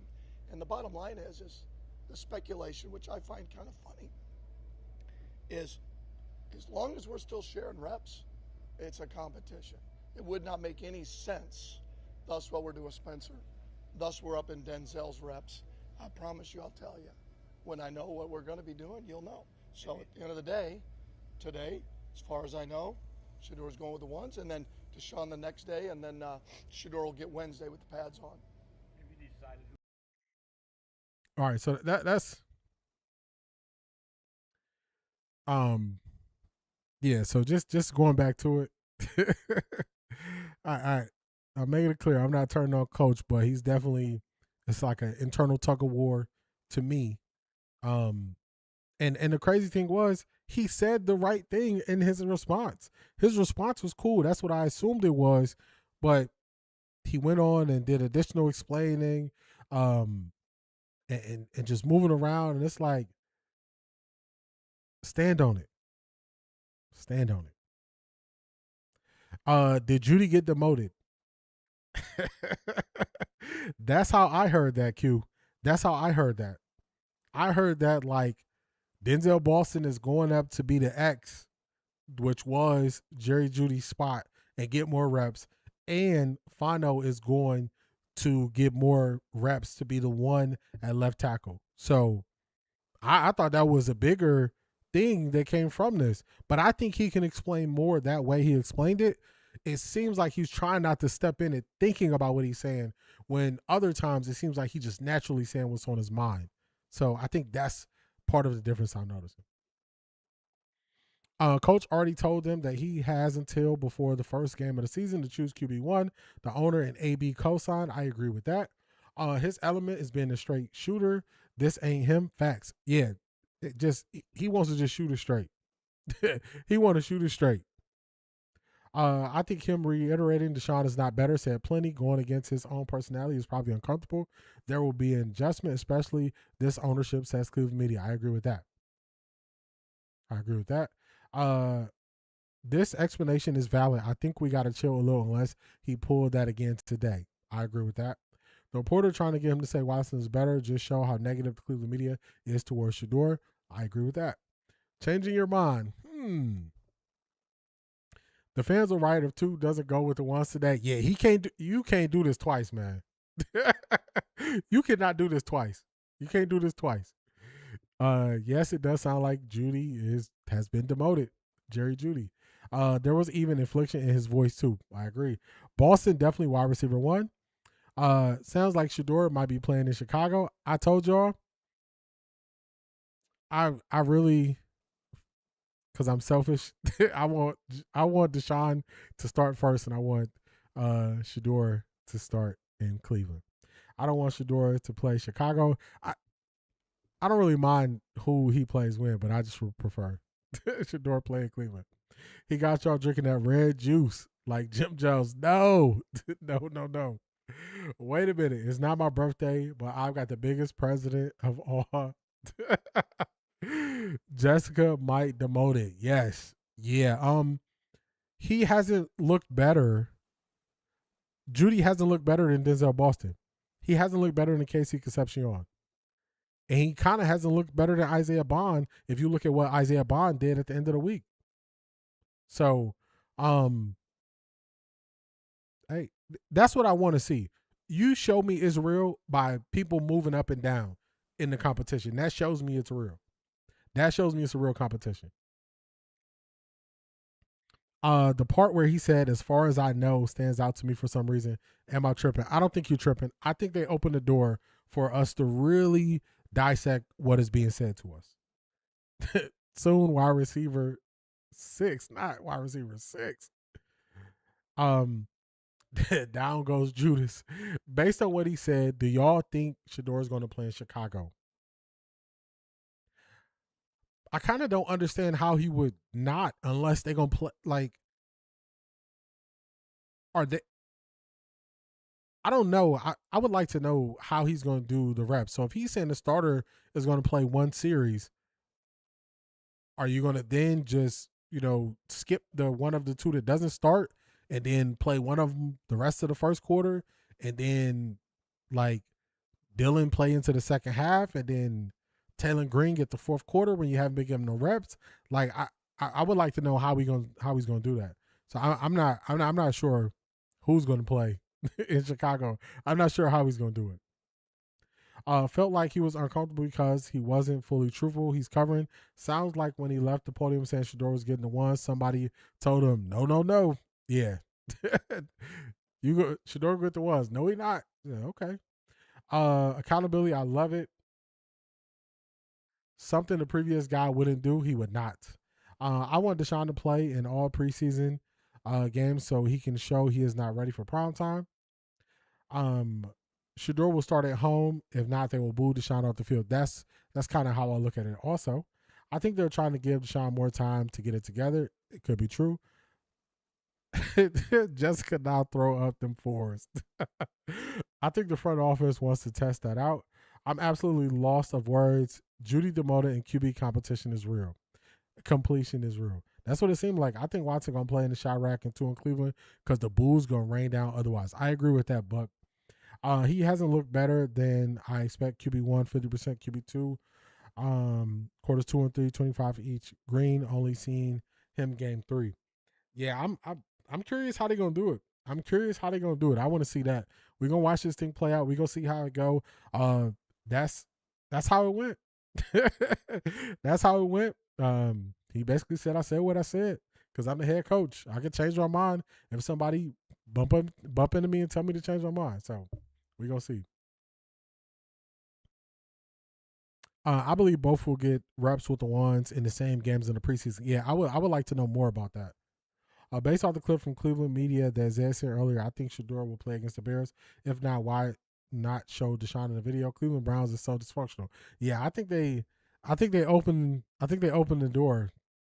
They opened the door for this stuff. Wait, where's Alexander? Coach Monk said otherwise. Yeah, you heard Coach Monk say he didn't look the best to start camp. You know what I'm saying? I wasn't making it up. Is this thing on? Alexander, are you still there? Just looking for you. We're looking for you. Watson has to prove he can play a consistent half. We're going to see.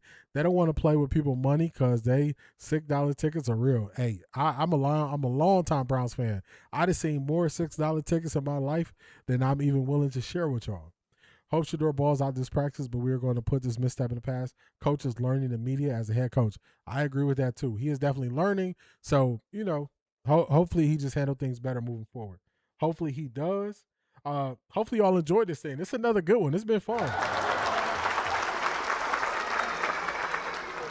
This has been another fun one. Let me shout out everybody for their support before we go start watching all the clips we can find from practice, because practice should be starting soon. So shout out to Alexander Bryant. You never came back after what you said earlier. Shout out to Art Jizzle. Shout out to Keith Hunt, Jersey in the building. Shout out to Charmaine. Shout out to Mofo, and shout out to Tessa. I appreciate each and every one of y'all. Y'all enjoy the rest of y'all day. Keep eliminating the gray. I will see y'all on Wednesday.